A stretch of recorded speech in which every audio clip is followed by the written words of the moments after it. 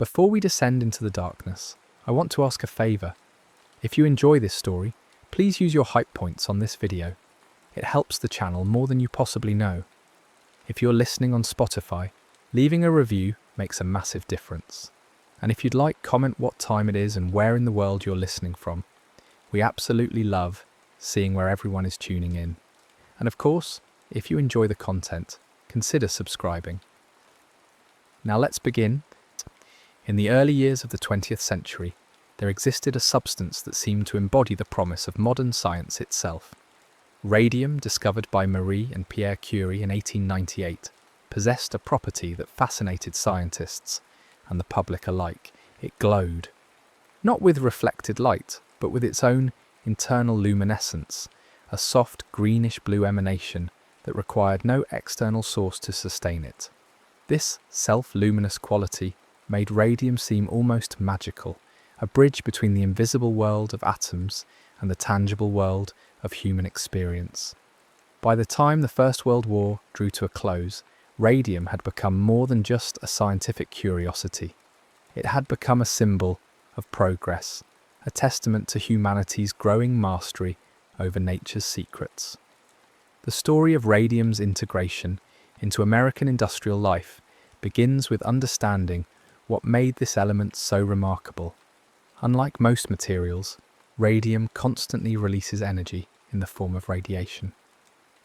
This process, called radioactive decay, occurs because radium atoms are unstable. Deep within each atom's nucleus there exists an imbalance between the forces trying to hold the nucleus together and the forces pushing it apart. When this imbalance becomes too great, the nucleus transforms, releasing particles and energy in the process. This transformation happens at a steady, predictable rate, completely independent of external conditions like temperature or pressure.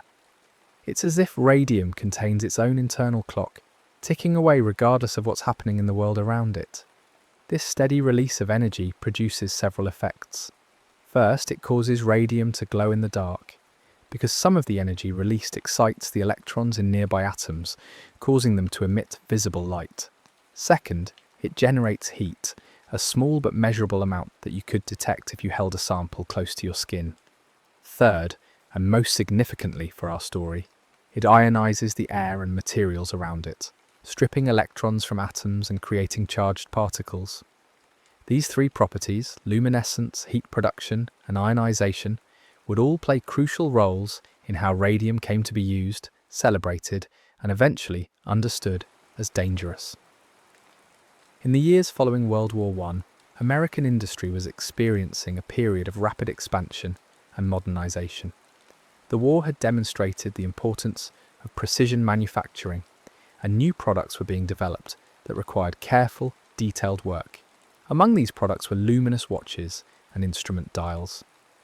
The ability to read a watch in the dark had obvious military applications, and in the civilian world it represented a kind of technological luxury. The substance that made these glowing dials possible was a paint made by mixing radium with zinc sulfide. When radium's radiation struck the zinc sulfide crystals, they would fluoresce, emitting a steady glow that could last for years without fading or requiring any external light source to charge it. Creating these luminous dials required extraordinary precision. Each number, each tick mark, each hand had to be painted with a tiny amount of the radium paint, applied with absolute accuracy, so the final product would be both functional and attractive. This work couldn't be done by machines. The technology of the era simply wasn't sophisticated enough to replicate the delicate touch required.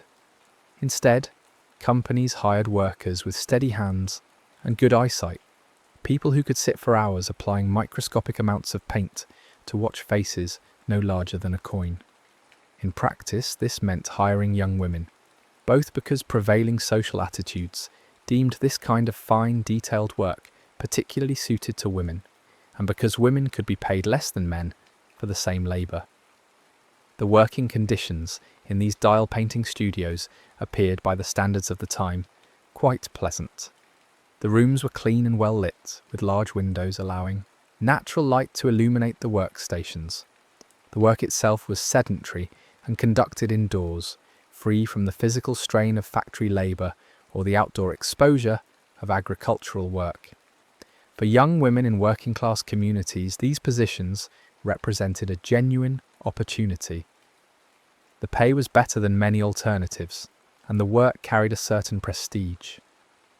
These weren't just factory workers, they were contributing to modern technology, producing items that officers and pilots relied upon, creating products that embodied scientific advancement. The actual technique of dial painting, however, contained within it the seed of what would later become a profound tragedy. Each worker sat at a table with a palette of radium paint, a collection of watch or instrument faces, and a set of fine brushes.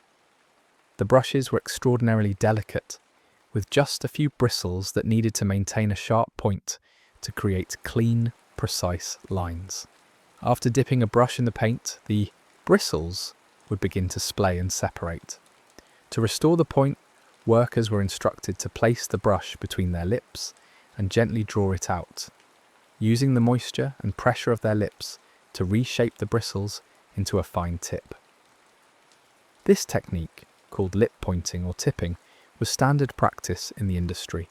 It was quick, effective, and allowed workers to maintain their productivity. Each dial might require dozens of individual brush strokes, and each stroke required a properly pointed brush. Over the course of a workday, a single dial painter might bring her brush to her lips hundreds of times. Supervisors and managers assured the workers that this practice was perfectly safe. The radium in the paint was present in tiny quantities, they were told, far too small to cause any harm. The substance's glow was presented as evidence of its gentleness. Here was something that produced light, without heat, without burning, without any of the dangerous qualities associated with other industrial materials. Some workers were even told that radium was beneficial, that it was used in medicines and beauty products.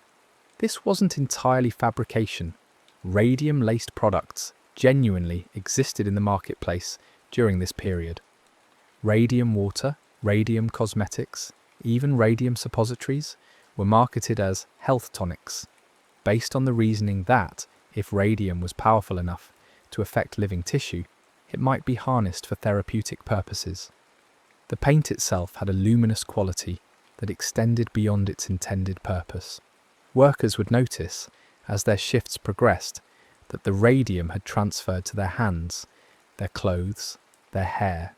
Under normal light, this transfer was barely visible, perhaps appearing as a faint residue or subtle shimmer. But in the dark, the effect was unmistakable. A worker's hands might glow faintly in a darkened hallway. Traces of paint on a collar or cuff would gleam softly when the lights went out.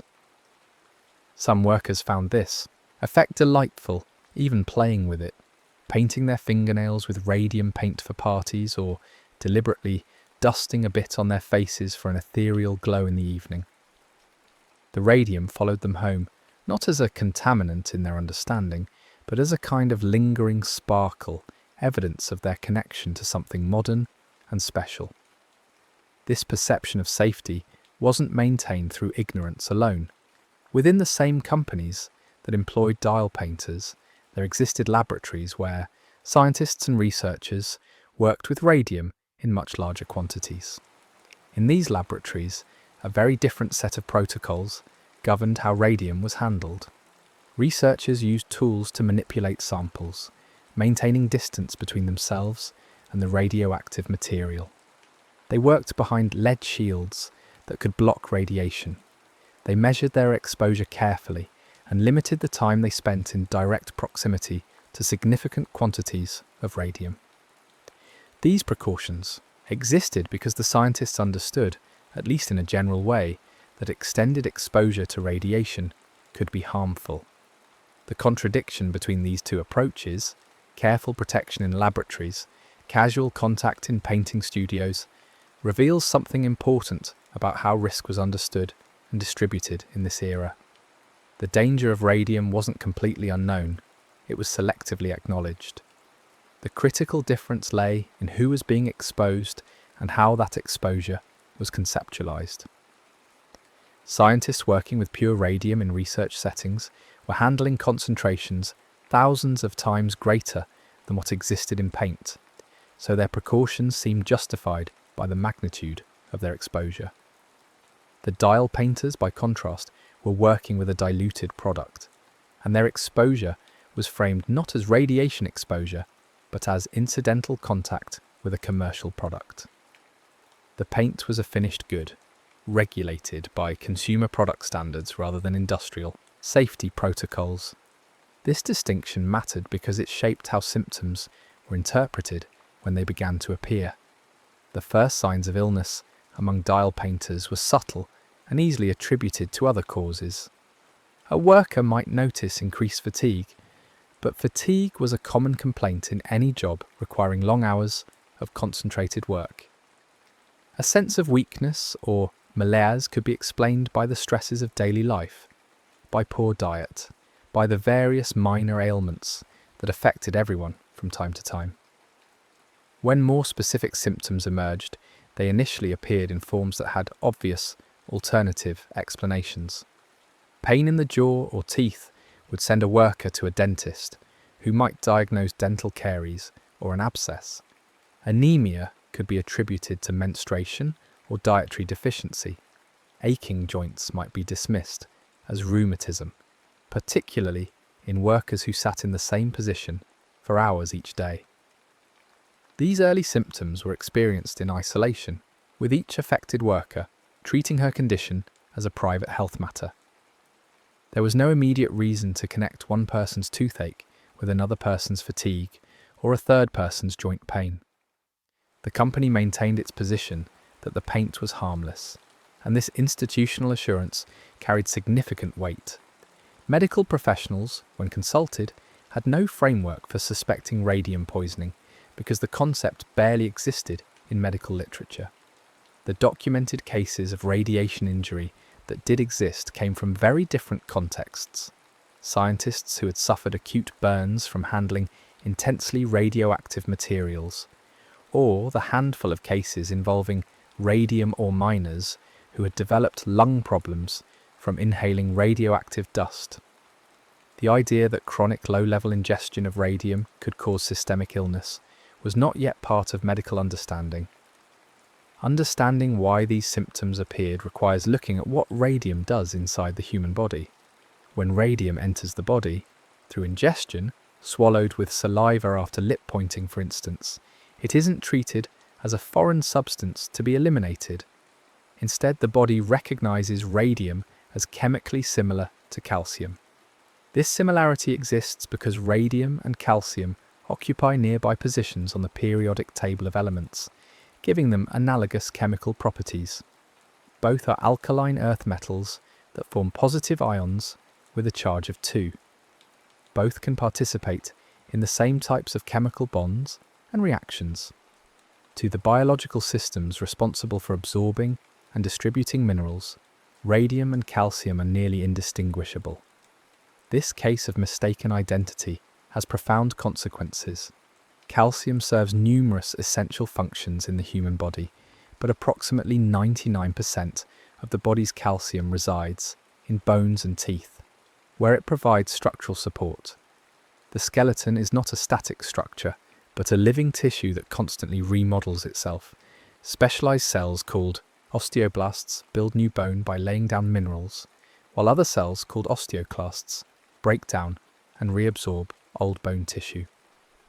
This continuous process of destruction and reconstruction allows bones to adapt to stress, to repair damage, and to release calcium into the bloodstream when it's needed elsewhere in the body. When radium enters the bloodstream, it participates in this same cycle. It gets deposited in bone tissue wherever new bone is being formed, and once embedded in bone, radium becomes, in effect, a permanent resident. The reason radium becomes permanent has to do with the physics of radioactive decay. Every radioactive element has a characteristic called a half-life, which represents the time required for half of a given quantity of the element to decay into other substances. Radium-226, the most common and longest-lived isotope of radium, has a half-life of approximately 1,600 years. This means that if you had a sample of pure radium-226 today, in 1,600 years, half of it would still be radium. In 3,200 years, a quarter would remain. The decay is exponential, approaching but never quite reaching zero. For practical purposes, radium incorporated into human bone can be considered effectively permanent. A person who ingested radium at age 20 would carry nearly all of it for the rest of their life. There is no biological mechanism to selectively remove radium from bone tissue. No process that can distinguish between beneficial calcium and harmful radium once both are locked into the mineral matrix of bone. While imprisoned in bone, radium continues its radioactive decay, releasing alpha particles, beta particles, and gamma rays. Alpha particles are relatively large and carry a significant amount of energy, but they can't penetrate very far, typically only a few hundredths of a millimeter through tissue. This limited range means that alpha particles from radium in bone deposit all their energy in the immediately surrounding tissue. The cells that line the bone surface, the cells involved in bone remodeling, the nearby bone marrow where blood cells are produced, all of these are within range of radium's alpha radiation. Each time an alpha particle collides with living tissue, it can damage cellular molecules, including DNA. If the damage is severe enough, the cell might die. If the damage occurs in DNA but the cell survives, it might begin to replicate incorrectly, potentially leading to cancer. The beta particles and gamma rays that radium also produces can travel farther through tissue, meaning they can affect cells at greater distances from the radium deposit. But regardless of the type of radiation, the fundamental problem is the same. Radium's decay products energy in living tissue in a way that disrupts normal cellular function. And because the radium sits permanently in bone, this damage continues day after day, week after week, year after year, accumulating slowly over time.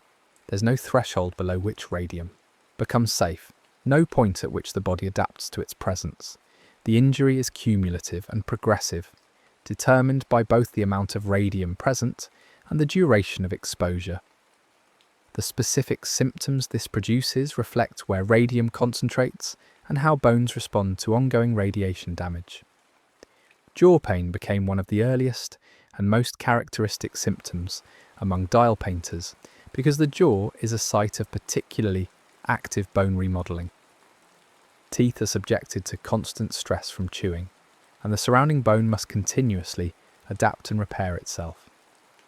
This active remodeling means more calcium turnover, which unfortunately also means more opportunity for radium to be incorporated.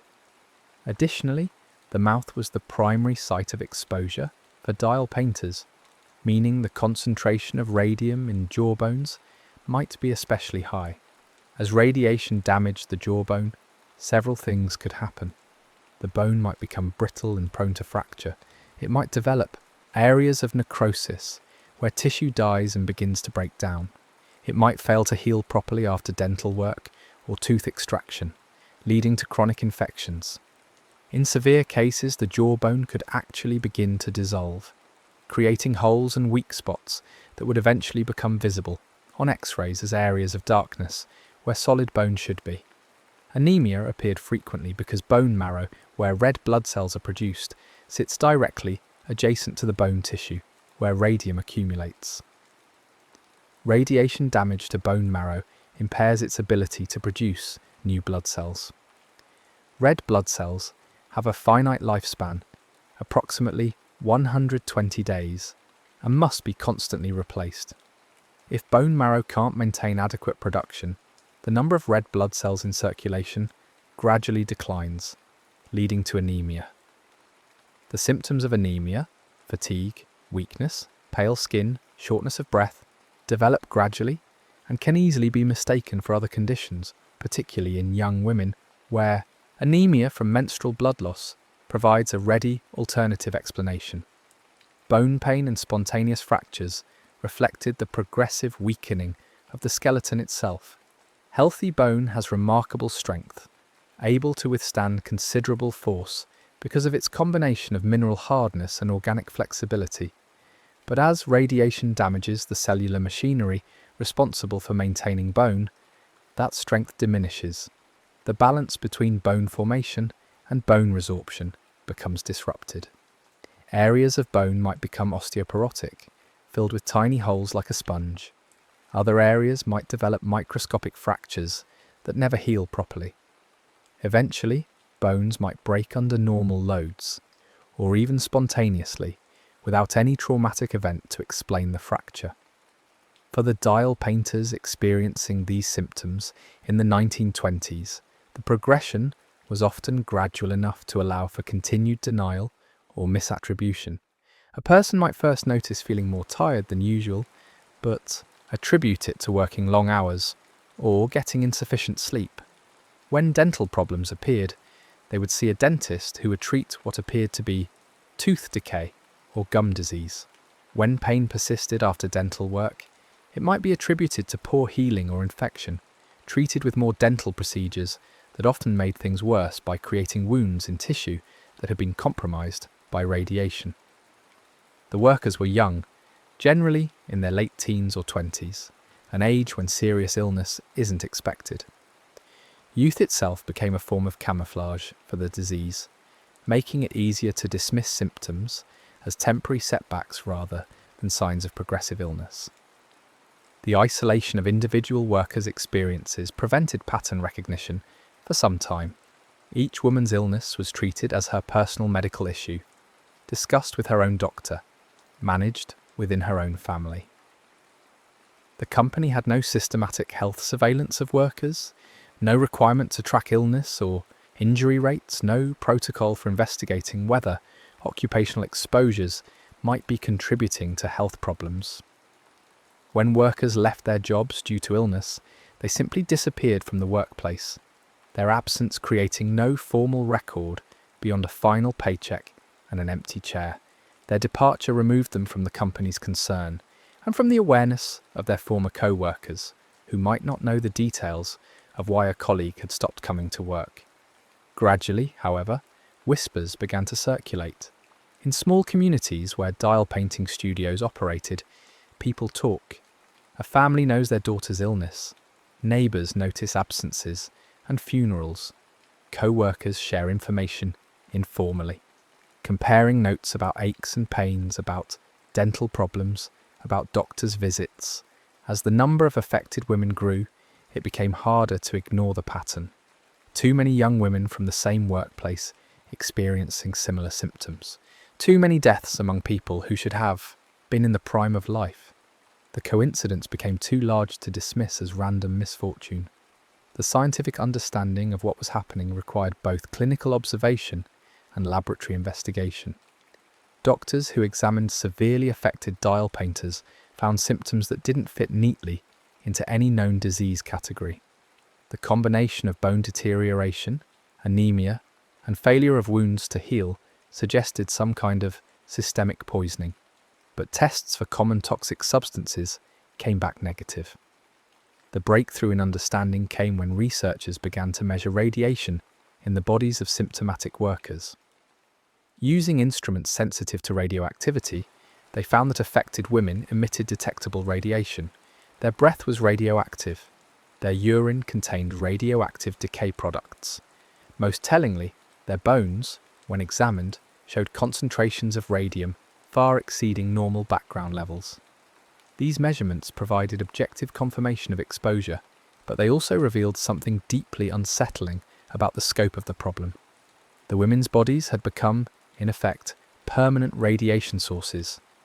The radium they had ingested years earlier remained active within them, continuing to decay, continuing to emit radiation, continuing to damage tissue. There was no cure, no treatment that could remove the radium from their bones.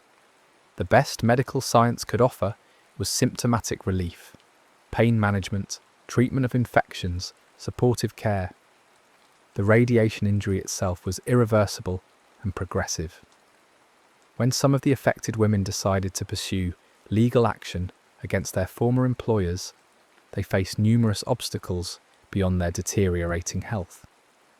The legal framework for occupational disease claims was underdeveloped in the 1920s. Workers' compensation laws existed in many states, but they typically covered only injuries that occurred suddenly and obviously on the job: a fall, a machine accident, an explosion. The idea that a disease could develop gradually over years, with symptoms appearing long after exposure ended, didn't fit easily into these legal structures. Moreover, workers' compensation often came with strict time limits. A claim might need to be filed within months of the injury, which was impossible when the injury took years to manifest, and even longer to be recognised as work-related. Filing a lawsuit outside the workers' compensation system meant taking on corporate defendants with vast resources and powerful legal teams. The companies that manufactured radium dial paint had every incentive to contest these claims vigorously. Admitting liability would potentially expose them to claims from hundreds or thousands of former employees. It would damage their business relationships and public reputation. It would invite regulatory scrutiny that could restrict or eliminate their ability to continue selling their products. They responded with strategies designed to delay, confuse, and exhaust the plaintiffs. One approach was to contest the basic premise that radium exposure had caused the workers' illnesses. Defense attorneys hired medical experts who would testify that the symptoms could have other explanations, that the connection between radium and disease was unproven, that many people worked with radium without apparent harm. This strategy exploited genuine scientific uncertainty. Radiation biology was still a developing field, and many questions remained unanswered about dose-response relationships, latency periods, and individual susceptibility. By emphasizing what wasn't known, defense experts could create doubt about what was increasingly well established. Another tactic was procedural delay. Legal proceedings involve numerous steps: filing motions, conducting depositions, gathering evidence, scheduling hearings, each of which takes time and can be contested or postponed. For defendants with resources, delay was advantageous. The longer the case dragged on, the more expensive it became for plaintiffs, whose resources were typically quite limited. More grimly, delay also increased the chance that plaintiffs would become too ill to participate in their own legal proceedings, or that they would die before their cases could be resolved. The companies were, in effect, waiting for the problem to die out. The plaintiffs, meanwhile, faced the cruel reality that time was literally working against them. Their health was declining, medical expenses were mounting, they needed justice and compensation urgently, but the legal system moved slowly, governed by procedures that seemed designed for parties with unlimited time and resources. Some of the women were too weak to sit through depositions. Some had to testify from hospital beds. Some died while their cases were still pending.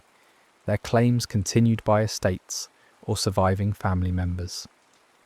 The turning point came when a few courageous women persisted despite these obstacles, supported by lawyers willing to take on powerful corporate opponents, and aided by scientists willing to testify to what the evidence showed. The connection between radium exposure and the dial painters' illnesses was documented through multiple lines of evidence: measurements of radium in their bodies, autopsy findings showing characteristic patterns of bone damage, experimental studies demonstrating radium's effects on living tissue, and the undeniable statistical pattern of illness among people with occupational radium exposure. The company's denials became increasingly untenable as this evidence accumulated. Public attention began to shift as well. Newspapers covered the legal battles, often sympathetically portraying the dial painters as young women who had been betrayed by their employers. The image of wholesome young workers told their job was safe, now dying from poisoning that could have been prevented, provoked public outrage.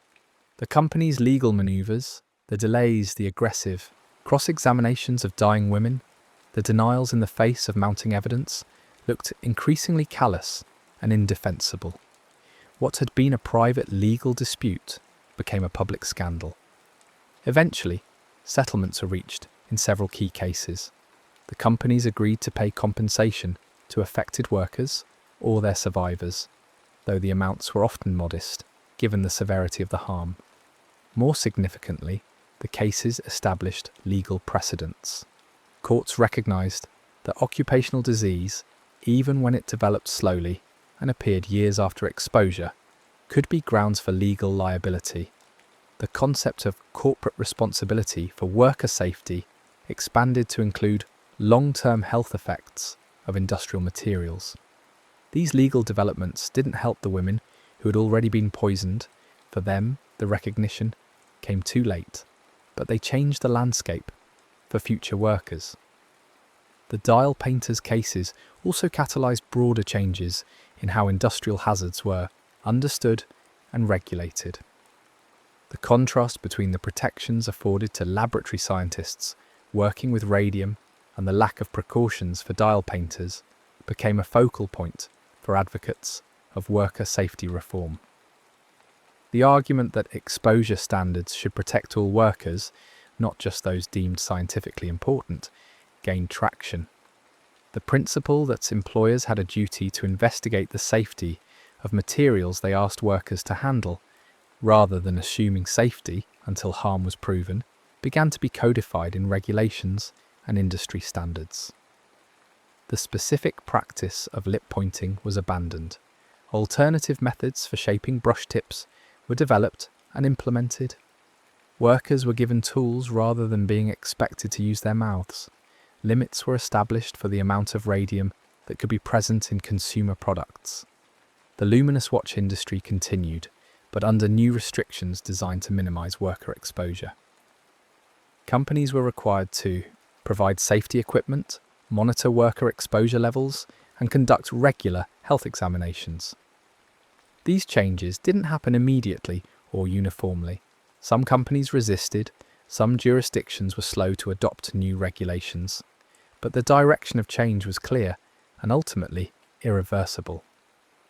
The scientific understanding of radiation's biological effects deepened significantly in the decades following the dial painters' experiences. Researchers who studied the affected women contributed data that helped establish dose-response relationships for radium exposure. Long-term follow-up studies of surviving dial painters provided information about cancer risks, latency periods, and the progression of radiation injury over decades. This research informed the development of occupational exposure limits and safety standards that now protect workers across many industries where radiation exposure is possible. The dial painters became, tragically, an invaluable source of data about long-term internal radiation exposure in humans, information that couldn't be obtained ethically through deliberate experimentation, but which emerged from documenting and studying an inadvertent human experiment. The story of the radium dial painters illustrates several enduring themes in the relationship between industry, science, and public health. It demonstrates how hazards can remain hidden when workers are seen as expendable rather than valuable. The same substance that was handled with careful precautions by scientists was distributed freely to young women workers because their exposure was framed differently, not as a scientific concern, but as an industrial necessity. This differential valuation of different people's safety reflects social hierarchies of gender and class that persisted far beyond this specific case. The story also shows how denial can persist in the face of accumulating evidence when powerful interests are threatened. The radium company's responses to early signs of worker illness followed a pattern that would become depressingly familiar in later occupational and environmental health controversies. Minimize the problem, question the science, blame the victims, delay resolution. This pattern reflects a structural conflict between the short-term economic interests of corporations and the long-term health interests of workers and communities. When companies must choose between accepting costly liability and defending their practices, the incentive to deny and delay is strong, regardless of the human cost. At the same time, the story demonstrates the power of persistence and collective action.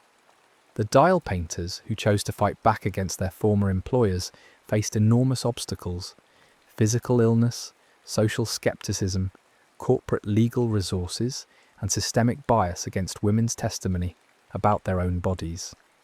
Yet by continuing to press their claims, by sharing their stories with one another and with the public, by working with sympathetic lawyers and scientists, they eventually achieved partial justice for themselves and meaningful protection for future workers. Their success was incomplete and came too late to save most of them, but it wasn't futile. The changes they helped bring about prevented countless future cases of radiation poisoning. The gradual nature of radiation injury from chronic radium exposure creates a particular kind of tragedy.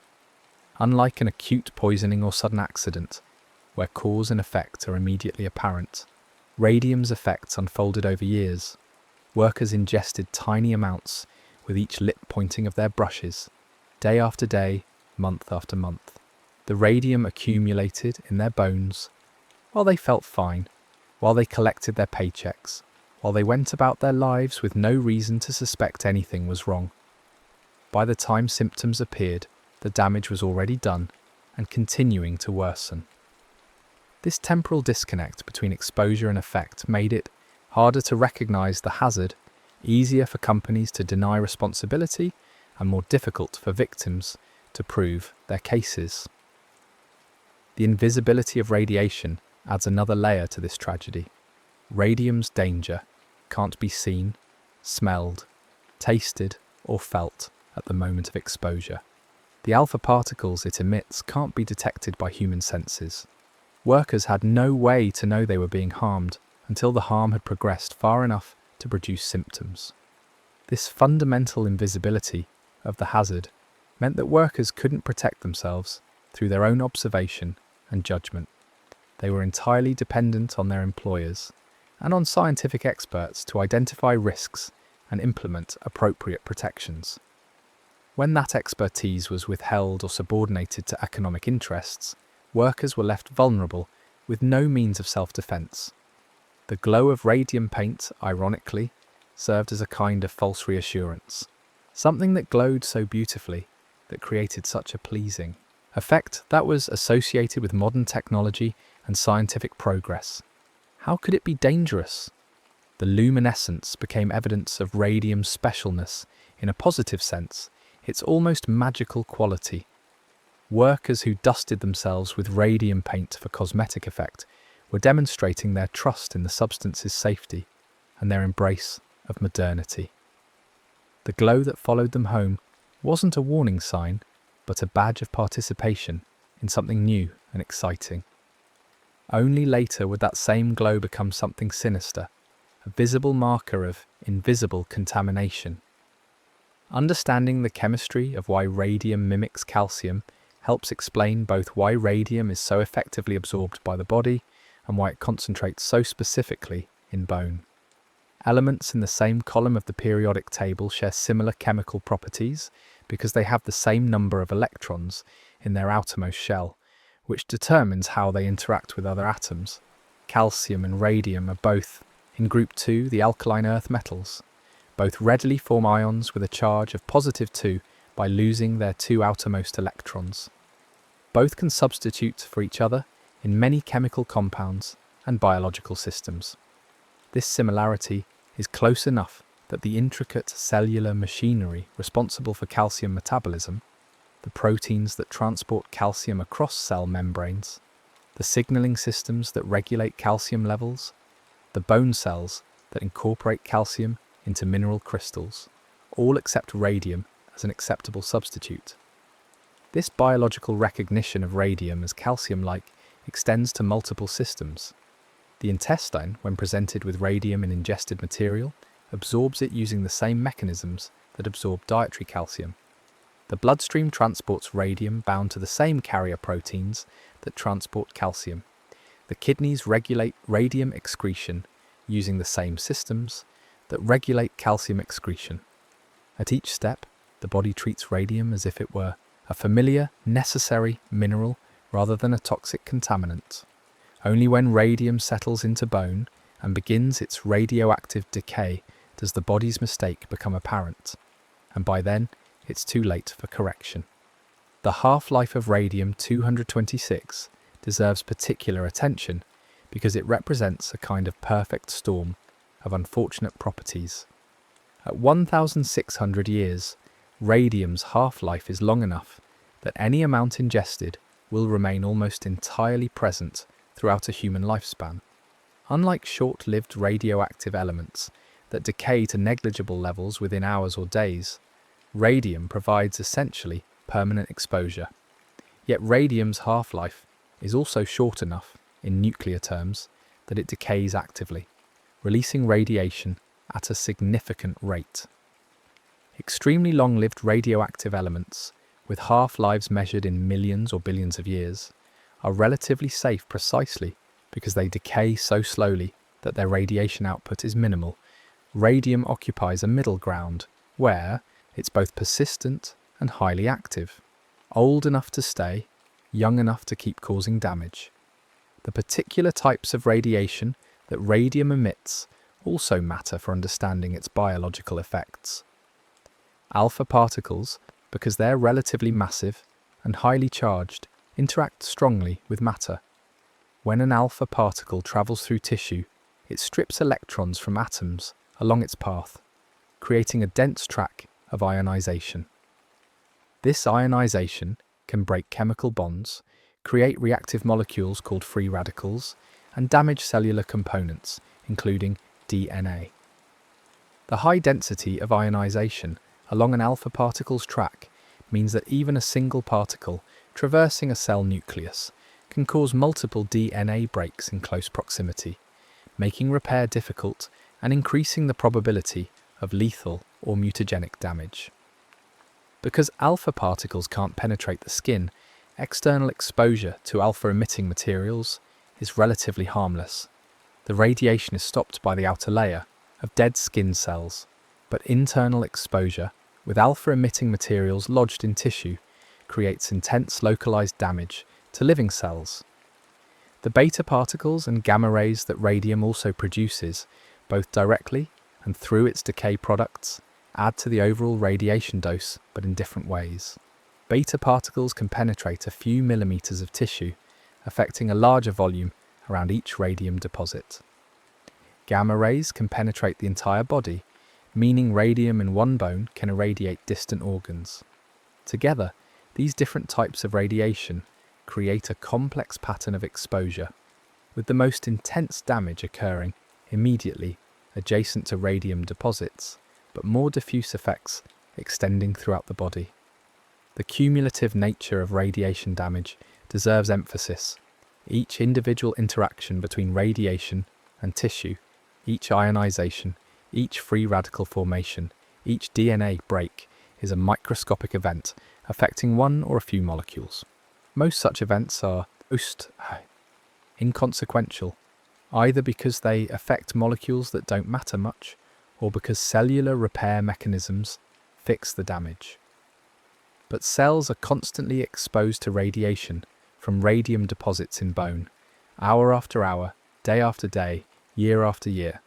The damage accumulates, repair systems become overwhelmed, cells die or are transformed. Over time, this accumulation produces observable effects. Bones weaken, blood production declines, tissues fail to heal, cancers develop. This accumulation also means that there's a roughly linear relationship between total exposure and effect. Twice as much radium causes roughly twice as much damage. Twice as long, an exposure has roughly twice the effect. This linearity has important implications for setting safety standards. Unlike some toxic substances, where there might be a threshold below which effects don't occur, radiation appears to have no completely safe dose. Every additional increment of exposure adds some additional risk. This understanding, developed partly through studying radium dial painters and other radiation-exposed populations underlies the principle of a LARA, as low as reasonably achievable, that now guides radiation protection efforts. The goal isn't to stay below some magic threshold of safety, but rather to minimize exposure as much as practically possible. The particular vulnerability of bone marrow to radiation relates to its biological function and location.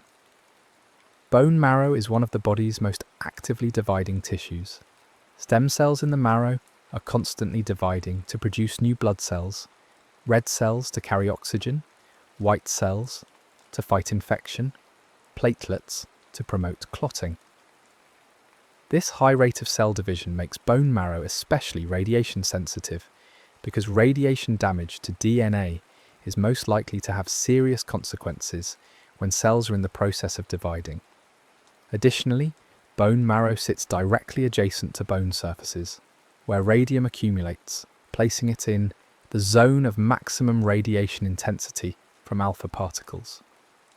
The combination of high radiation sensitivity and maximum radiation exposure makes bone marrow particularly vulnerable to radium poisoning. The breakdown of jawbone, one of the most characteristic and horrifying effects of radium poisoning, involves several mechanisms working together. Radiation damages the bone cells responsible for maintaining healthy bone tissue. It damages blood vessels that supply bone with nutrients and oxygen. It impairs the immune response that normally fights off infections.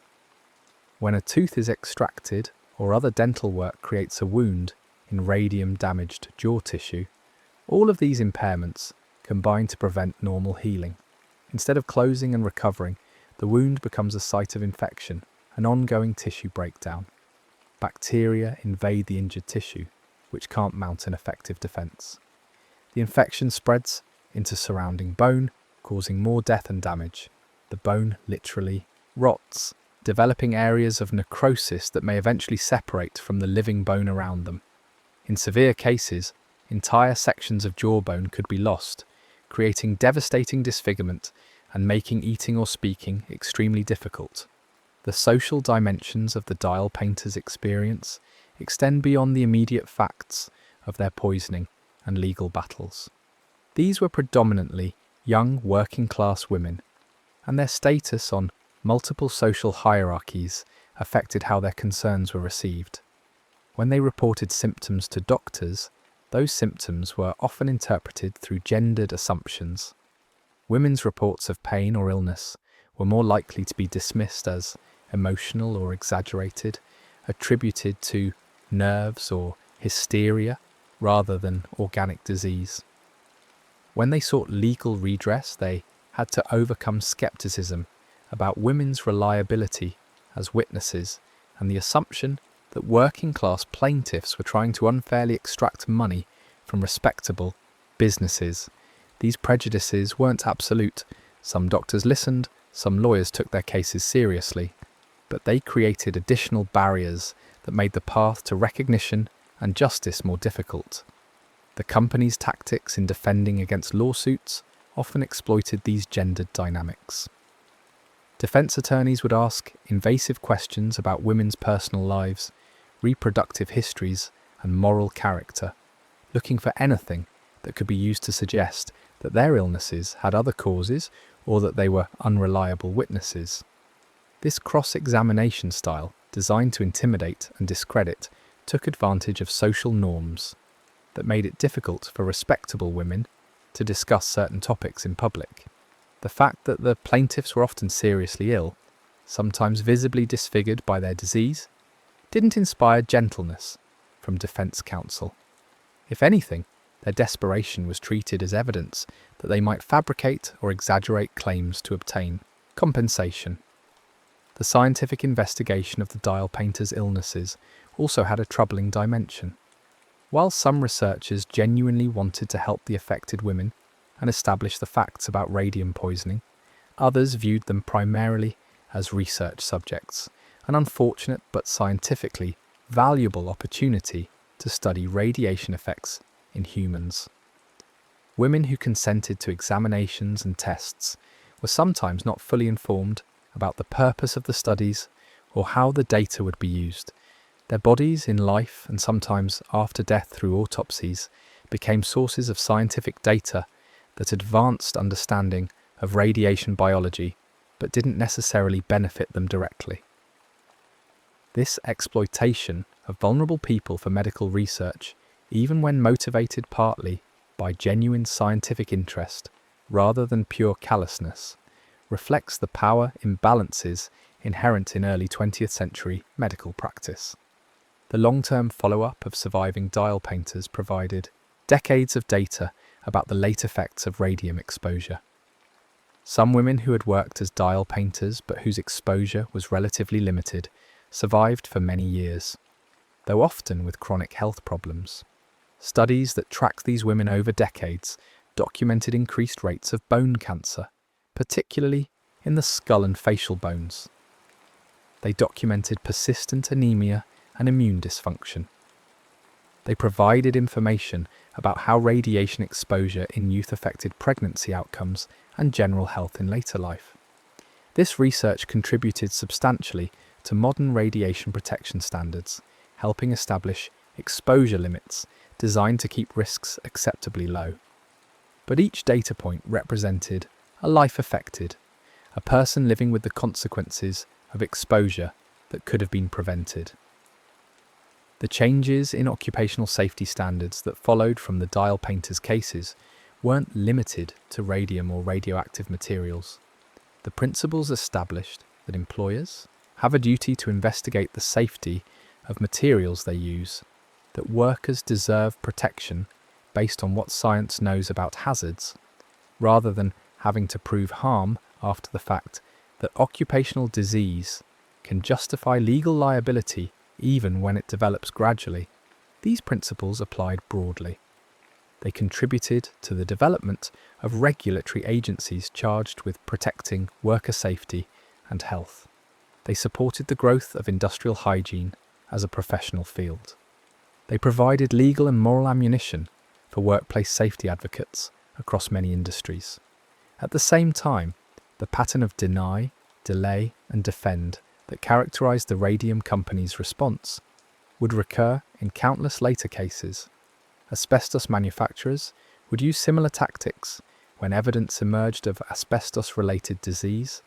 Chemical companies would respond similarly to evidence linking their products to cancer or neurological damage.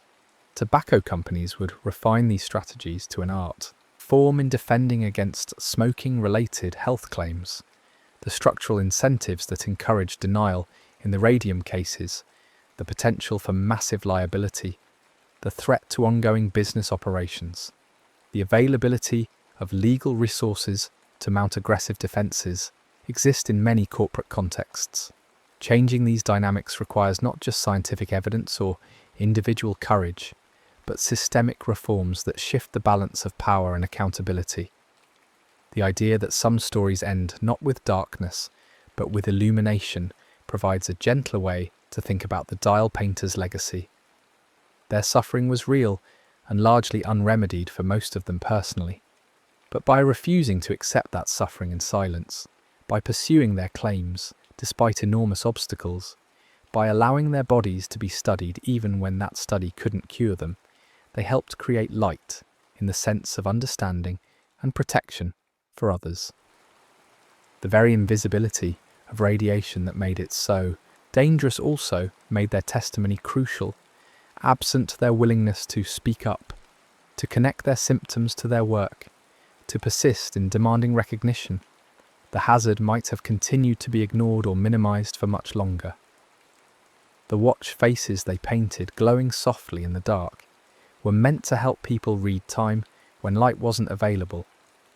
There's a certain poetry to the fact that the workers who painted time onto those dials are now themselves remembered through time, their experiences preserved in medical literature, legal precedents, and historical accounts. The glow has a different meaning now, not evidence of progress and modernity, but a reminder of the cost of progress, when safety is subordinated to profit, when the vulnerable are treated as expendable, when convenient assumptions override careful investigation. Understanding radium's physical properties helps explain both its appeal and its danger.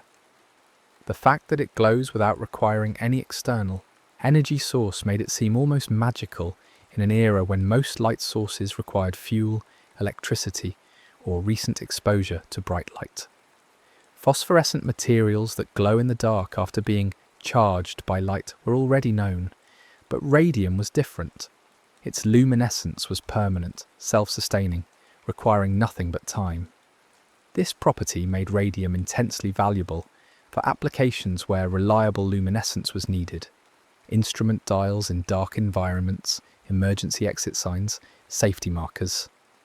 The same property, of course, reflected the fact that radium was constantly releasing energy through radioactive decay, the process that made it dangerous.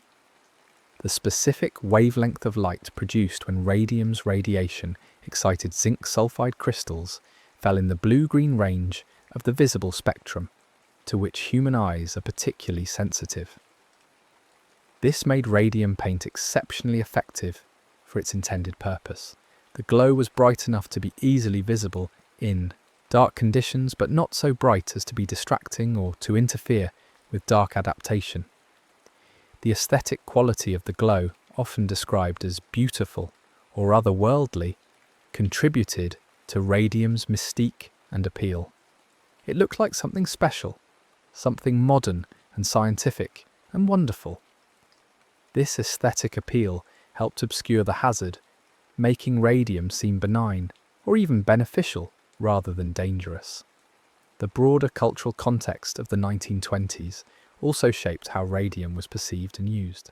This was an era of rapid technological change and general optimism about science's potential to improve life. The recent conclusion of World War I had demonstrated both the destructive power of industrial technology and its potential for rapid innovation. Radio, aviation, electrical appliances, and numerous other technologies were transforming daily life. Scientific discoveries were making headlines regularly. In this context, radium fit naturally into a narrative of progress. Here was an element discovered through cutting-edge physics, with properties that seemed almost magical, finding practical applications that made life better and safer. Questioning the safety of such a substance felt almost like questioning progress itself. The medical use of radium, while ultimately shown to be far more dangerous than beneficial in most applications, wasn't entirely baseless. Radiation can kill cells, and in carefully controlled circumstances, this property can be used to destroy cancer cells. Radium was used in early radiation therapy, applied externally in heavily shielded containers, or inserted temporarily into tumours. These medical applications gave radium a therapeutic aura that extended into more dubious uses in consumer products. If doctors used radium to treat serious diseases, the reasoning went, surely small amounts of radium must be beneficial for general health. This logic ignored the crucial difference between carefully controlled medical treatment under professional supervision and casual exposure to radioactive consumer products, but it was persuasive to a public that trusted in science and sought modern solutions to age-old problems. The complete absence of any biological mechanism to eliminate radium from bone once it's deposited there deserves particular emphasis. The body has numerous systems for removing unwanted substances. Kidneys filter waste from blood. The liver processes toxins. Immune cells engulf foreign particles. But none of these systems can address radium locked into the mineral structure of bone. The crystal lattice that gives bone its strength and structure holds calcium atoms and radium atoms that have substituted for calcium in a rigid three-dimensional network. This network is constantly being remodeled. Areas of bone are broken down and rebuilt, but this remodeling is relatively slow, and radium released from one site during remodeling tends to be reincorporated elsewhere rather than excreted. The practical result is that radium remains in the body essentially permanently, providing lifelong exposure from a finite amount of material ingested years or decades earlier. This permanence transforms a brief period of occupational exposure into a lifetime health burden. A woman might work as a dial painter for only a year or two, perhaps in her late teens or early 20s. The radium she ingested during those few years would remain with her for the next 60 years, continuing to irradiate her tissues throughout her life. The total radiation dose she received would thus be determined not just by how much radium she ingested, but by how long she lived afterward.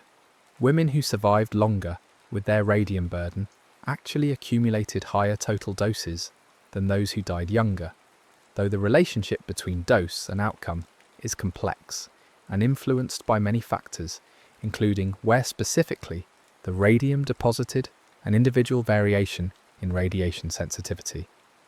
The particular horror of having one's own body become a permanent source of harm, of carrying within yourself the thing that's hurting you, with no way to remove it, no way to escape from it, represents a unique form of medical tragedy. Unlike an external threat that might be avoided, or an acute illness that might be cured, internal radium contamination was inescapable and permanent. Every moment of every day, radiation was being released into tissue. Every hour of rest or sleep, every moment of joy or sorrow, every experience of life was accompanied by ongoing cellular damage.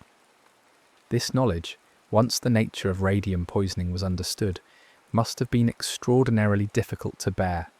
The comparison between how scientists handled radium in laboratories and how workers handled it in dial painting studios reveals not just a double standard, but a fundamental misunderstanding about exposure routes and cumulative dose. Laboratory scientists working with concentrated radium sources were primarily concerned with external radiation exposure, staying back from the source, using shielding, limiting time near the material. These precautions were appropriate for their situation, where the main hazard was external radiation from large quantities of radium in containers. The dial painters faced a different hazard, internal contamination from ingesting tiny amounts repeatedly. The precautions that protected laboratory workers weren't relevant to this different exposure scenario, and the precautions that would have protected dial painters, eliminating lip pointing, using protective equipment to prevent ingestion, monitoring for internal contamination, weren't implemented because the hazard wasn't recognised or was dismissed as negligible. This mismatch between the nature of the hazard and the protective measures in place is a common theme in occupational health tragedies. Safety measures, when they exist, are often designed to address obvious or familiar hazards, while novel or subtle hazards go unrecognised. The slow development of symptoms from chronic low-level exposure makes it easy to miss the connection between cause and effect, especially when each individual exposure seems trivially small. The accumulation of such tiny exposures into a significant health burden requires understanding cumulative dose over time, a concept that wasn't well developed in early industrial hygiene practice.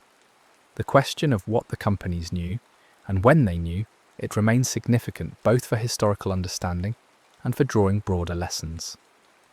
Evidence suggests that company officials and scientific advisors were aware fairly early that radium could be hazardous if ingested in sufficient quantities. Research had demonstrated radiation's ability to damage living tissue. Cases of radiation injury among scientists and physicians working with radium had been documented. Yet this knowledge wasn't translated into protective measures for dial painters, or was translated only partially and grudgingly. Several factors likely contributed to this failure. Genuine uncertainty about dose-response relationships and what constituted a dangerous exposure level, economic incentives to minimize restrictions on production, social prejudices that devalued the health and testimony of working-class women, and the human tendency toward denial when acknowledging a problem would require costly action. The legal concept of willful negligence or reckless disregard becomes relevant when examining the company's conduct. If they genuinely believed radium paint was harmless, their failure to protect workers might be negligence, a failure to take care that should have been taken. But if they had reason to suspect danger and chose not to investigate or implement protections, that rises to a higher level of culpability. Evidence from company documents, when such documents could be obtained through legal discovery, sometimes suggested knowledge of potential hazards that wasn't shared with workers or translated into safety measures. The company's aggressive legal defense, including their efforts to suppress or discredit evidence of harm, suggests they understood the stakes and chose to fight rather than acknowledge responsibility. The emotional and psychological dimensions of the dial painter's experiences deserve recognition alongside the physical and legal aspects. Imagine realizing that a job you felt proud of, work you performed carefully and well, had poisoned you, that the assurances of safety you trusted were false, that your body now contains something that will continue harming you for the rest of your life, however long or short that might be. That the company you worked for, that you helped make profitable, is now working actively to deny and minimize your suffering. This betrayal, this loss of trust in institutions and authorities, compounds the physical injury. It transforms a medical tragedy into a moral one. For women who had painted their own nails or faces with radium paint for fun, who had delighted in the glow as a kind of personal adornment, the realization that this playful act was self-contamination must have been particularly bitter. Their own enjoyment of radium's aesthetic properties, their participation in the novelty and modernity it represented, became retrospectively transformed into dangerous naivety. This reversal of meaning, from something beautiful and special to something toxic and frightening, mirrors the broader cultural re-evaluation of radium as understanding of its hazards developed.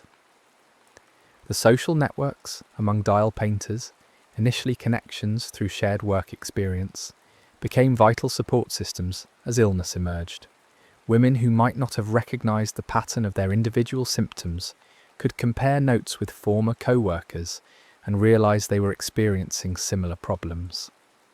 This sharing of information helped overcome the isolation that companies benefited from. When each worker's illness was treated as an individual case, it also provided emotional support in facing devastating illness and the challenges of pursuing legal claims. The collective nature of their response, multiple women joining together in lawsuits, supporting each other through medical examinations and legal proceedings, was crucial to their eventual partial success. The scientific legacy of the dial painters' cases extends beyond radiation biology to influence the development of medical ethics and research standards. The sometimes exploitative use of affected women as research subjects without full informed consent contributed to growing recognition that research participants deserve protection and respect. The principle that people have a right to know what research is being conducted on them, how data will be used, and what risks and benefits are involved, developed partly in response to cases where these rights were violated. The dial painters weren't the only victims of research abuse. Other infamous cases, like the Tuskegee syphilis study, are more widely known, but they contributed to the body of experience that led to modern research ethics standards. The question of appropriate compensation for radiation injury remains complex and contested even today. How do you assign a monetary value to years of health lost, to pain and suffering, to lives cut short, to permanent disfigurement?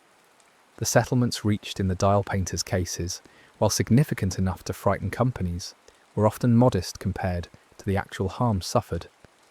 Legal systems struggle with placing dollar values on non-economic damages, and defendants naturally want to minimize their liability, while plaintiffs need compensation that actually addresses their losses.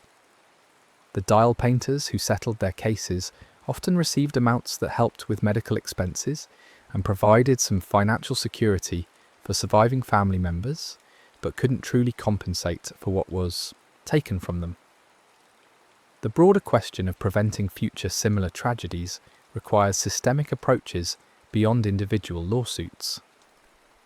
Regulatory agencies with the authority to set and enforce safety standards, requirements for pre-market safety testing of industrial chemicals and products, worker rights to information about hazards they're exposed to, systems for monitoring workplace illness and injury patterns. All of these mechanisms help prevent harm before it occurs rather than attempting to remediate it afterward. The dial painters' cases contributed to the political and legal momentum behind such systemic reforms, though progress was gradual and remains incomplete even today. The persistence of radium in the environment, even after its use in consumer products was largely discontinued, created a legacy of potential exposure that extended beyond the workers who handled it occupationally. Watches and instrument dials painted with radium in the early 20th century can still be radioactive today, though usually at levels that don't pose significant hazard with casual contact. Improper disposal of radium-containing products over the decades has led to localized contamination at some former factory sites and disposal locations. The management and remediation of these legacy sites requires specialized expertise and can be costly, representing another hidden cost of radium's industrial use. The dial painter's story intersects with the broader history of women's labour in the early 20th century. The jobs available to working-class women were typically limited to a few sectors: domestic service, textile manufacturing, clerical work, and often involved poor conditions and low pay. Dial painting represented an alternative that seemed more skilled, more modern, better compensated. The loss of these jobs, or the inability to continue working due to illness, meant not just loss of income, but loss of identity and purpose for women whose options were already constrained by gender and class. Some of the affected women had been supporting families or helping to pay off homes. Their illness threw these plans into disarray and sometimes caused severe financial hardship for their households. The medical professionals who treated dial painters as their conditions worsened faced their own challenges. Doctors in the 1920s were encountering a disease entity they didn't recognise, with symptoms that didn't fit familiar patterns. The standard treatments they tried, dental procedures for jaw pain, iron supplements for anemia, rest for fatigue, were ineffective or even counterproductive because they didn't address the underlying cause. As understanding grew that these were radiation injuries, physicians had to confront the reality that they had no effective treatment to offer. They could provide symptomatic relief, manage infections, perform necessary surgeries, but they couldn't remove the radium or stop its decay. This helplessness in the face of progressive, fatal disease was professionally frustrating and emotionally difficult. Some physicians became advocates for their patients, testifying in legal proceedings about the connection between radium exposure and their patients' conditions. These doctors risked professional consequences, being blacklisted by companies, being criticised by colleagues who questioned their conclusions, being subjected to aggressive cross-examination by defence attorneys. Their willingness to speak up despite these risks contributed, importantly, to establishing the facts of radium poisoning and supporting the legal claims of affected women. Other physicians were more cautious or sceptical, reluctant to attribute their patients' conditions to occupational exposure without absolutely conclusive evidence, or deferring to company-affiliated medical experts who downplayed the hazard. The development of methods to measure radium in living people represented an important technical achievement that had broad implications beyond the dial painters' cases. Being able to detect and quantify internal radium contamination provided objective evidence that could counter denial and establish exposure levels. The techniques developed for this purpose, measuring radon, a radioactive gas produced by radium decay, in exhaled breath, detecting gamma radiation from the body using specialized instruments, analyzing tissue samples for radium content, became tools for monitoring workers in various industries involving radioactive materials. These same basic approaches, much refined and improved, remain in use today for monitoring internal contamination in nuclear workers and medical personnel who work with radioactive materials. The contrast between radium's cultural status in the 1910s and 1920s versus the 1930s and beyond illustrates how quickly public perception of a substance can shift when its hazards become undeniable. Radium went from being associated with health, vitality, and modernity to being recognized as a serious poison. Products that had been marketed as healthful became evidence of corporate irresponsibility and consumer vulnerability. The same glow that had seemed magical and attractive became sinister and ominous. This reversal happened relatively quickly once the evidence of harm accumulated beyond a certain threshold, but the lag between the first hints of danger and widespread public recognition allowed the harm to continue for years. The legal precedents established by the dial painters' cases influenced the development of product liability law more broadly. The principle that manufacturers could be held liable for harm caused by their products, even when that harm wasn't immediately apparent and developed over time, had applications far beyond radioactive materials. It supported claims in asbestos litigation, tobacco litigation, pharmaceutical liability cases, and many other contexts where long latency periods between exposure and disease made traditional negligence theories difficult to apply. The dial painters helped establish that companies couldn't simply wait for their victims to die before acknowledging responsibility. The psychological impact of knowing you've been irreversibly poisoned, that your body contains a substance that will continue harming you indefinitely, deserves more recognition than it often receives in historical accounts focused on physical symptoms and legal battles.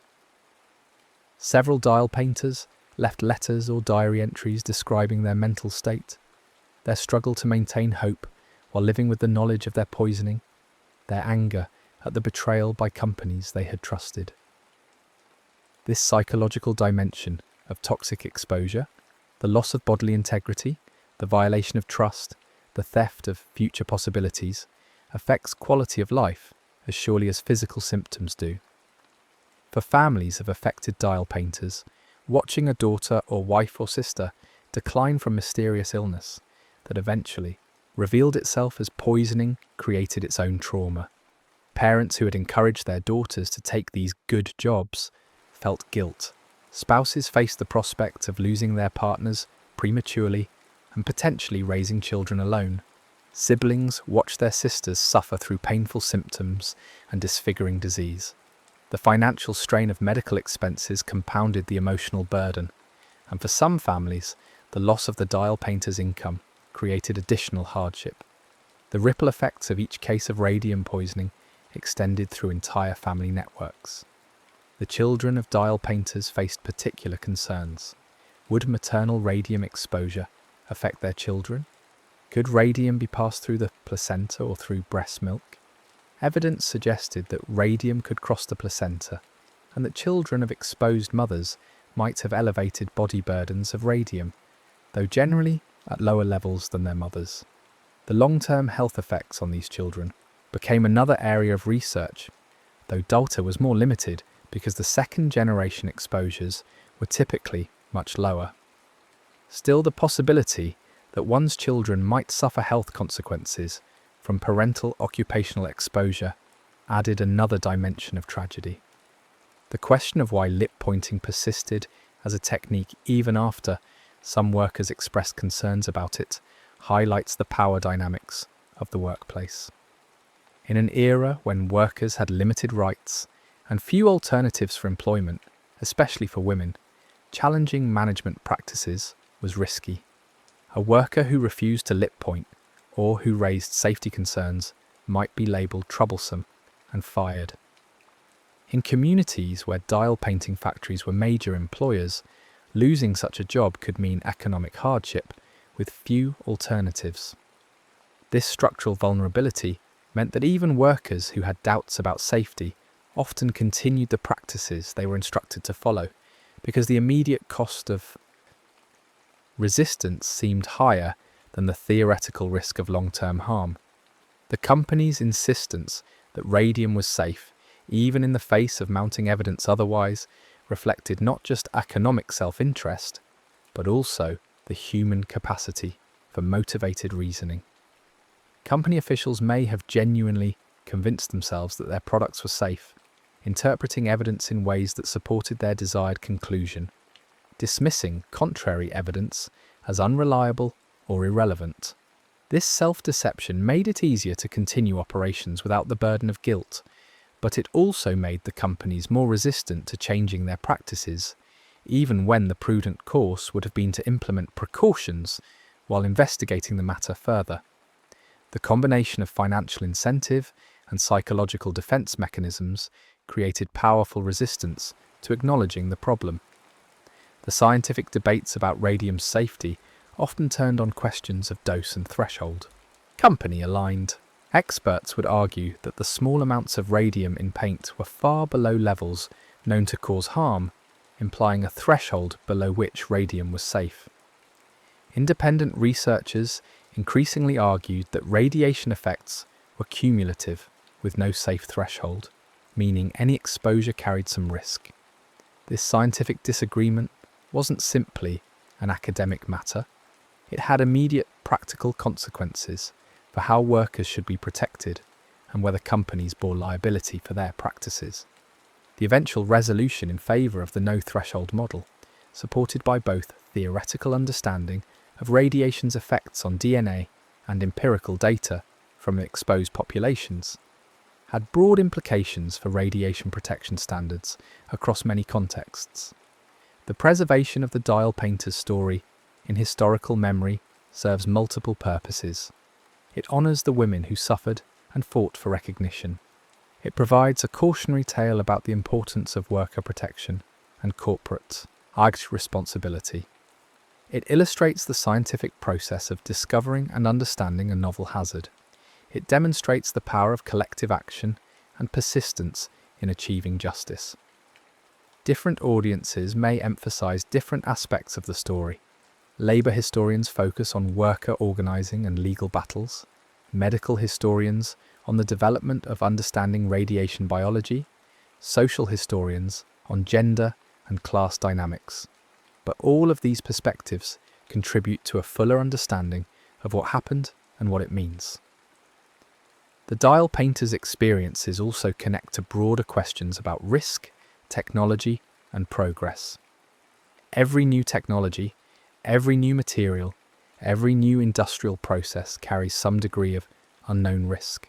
Society must make decisions about how to evaluate these risks, how much uncertainty to tolerate, who bears the burden of proving safety versus proving harm, and how to distribute the benefits and risks of technological innovation. The radium dial painting industry represents a case where these questions were resolved badly. The unknown risks were discounted, workers bore the burden of proving harm after the fact, and the benefits of the technology accrued to companies while the costs were borne by workers. Learning from such historical cases can inform how we approach new technologies today, though the specific lessons and how to apply them remain contested. In the end, the story of the radium dial painters is fundamentally about people. It's about young women who took jobs that seemed like opportunities, who worked carefully and skillfully at their craft, who trusted assurances of safety from authorities they had reason to believe. It's about the gradual, terrible realization that those assurances were false, that the glow they had admired was poisoning them, that the companies they had enriched with their labour would fight against acknowledging responsibility for their suffering. It's about courage in the face of illness and institutional resistance, about refusing to accept injustice even when the odds seemed overwhelming. And it's about legacy, how their struggle changed laws and standards in ways that protected countless future workers, how their suffering advanced scientific understanding that has broader applications, how their memory continues to remind us of the human costs of prioritizing profit over safety. The specific sight of a luminous watch face, glowing softly in the dark, has a different resonance now than it did a century ago. What was once simply a useful feature, a triumph of modern chemistry and clever application, now carries historical weight.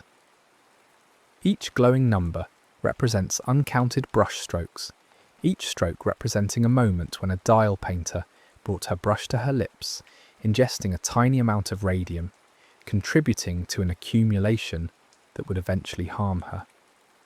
The glow that was meant to illuminate time in darkness has become itself a kind of illumination, a visible reminder of invisible risks, of the importance of protecting workers, of the need to question assurances that something is safe simply because it's new or profitable or convenient. Some stories indeed end not with lights going out, but with a different kind of light, the hard-won understanding that comes from facing difficult truths, learning from past mistakes, and working to prevent future harm. That light continues to shine, as steady and persistent in its own way as radium's glow, offering guidance for how we might do better in the future than we have in the past. The next story is about to begin. Please relax and enjoy. The city wakes the same way it always does. Bells mark the first hour of light, their tones clean and predictable, echoing off stone walls that have stood for generations. In workshops along narrow streets, apprentices pull back wooden shutters, letting in the cool air of early morning. The smell of bread begins its drift from ovens that started their fires while the sky was still dark. Cart wheels find their familiar grooves in the paving stones, and the sound is comforting in its regularity. This is Florence in the year 1348, and the rhythm of the day feels like every day that came before it. There is a quality to routine that makes a city feel permanent. When the same corners fill with the same voices at the same hours, when the pattern repeats day after day, it creates an atmosphere of stability. The cloth merchants open their stalls. The bankers settle into their counting houses. Families gather for morning meals in rooms where sunlight falls through windows at angles they could predict with their eyes closed. Everything moves according to a schedule that nobody wrote down because everyone simply knows it. This knowledge, this shared sense of when and where and how the day unfolds, is part of what makes a place feel like home. But on this particular morning, there is something slightly different, though most people would struggle to name it. It's not dramatic. It's not a change in the weather or an unusual sound. It's more like a hesitation, a brief pause in conversation that lasts just a moment longer than it should. A merchant stands in his doorway, speaking with a traveller who has arrived from the south. They are discussing wool prices and shipping routes, the ordinary commerce of the day, when the traveller mentions something he heard on the road. Strange fevers in the coastal towns, households going quiet. The merchant's hand, which had been gesturing to emphasise a point about quality and weight, stops mid-motion. He looks at the traveller's face, searching for signs of exaggeration or humour. The traveller's expression is neutral, factual. For a moment, the merchant feels something cold move through his chest. Then he laughs, a short sound that breaks the tension. Rumours, he says. Rumours are always cheaper than wool and travel faster. The traveller nods, perhaps relieved to have the moment dismissed. They return to their discussion of prices and deliveries, and the morning continues. Understanding how Florence usually holds itself together requires understanding the patterns that make daily life feel solid. The city is built on layers of routine, each one supporting the next. The guilds organise work into predictable categories. The cloth workers know their role, the bankers know theirs.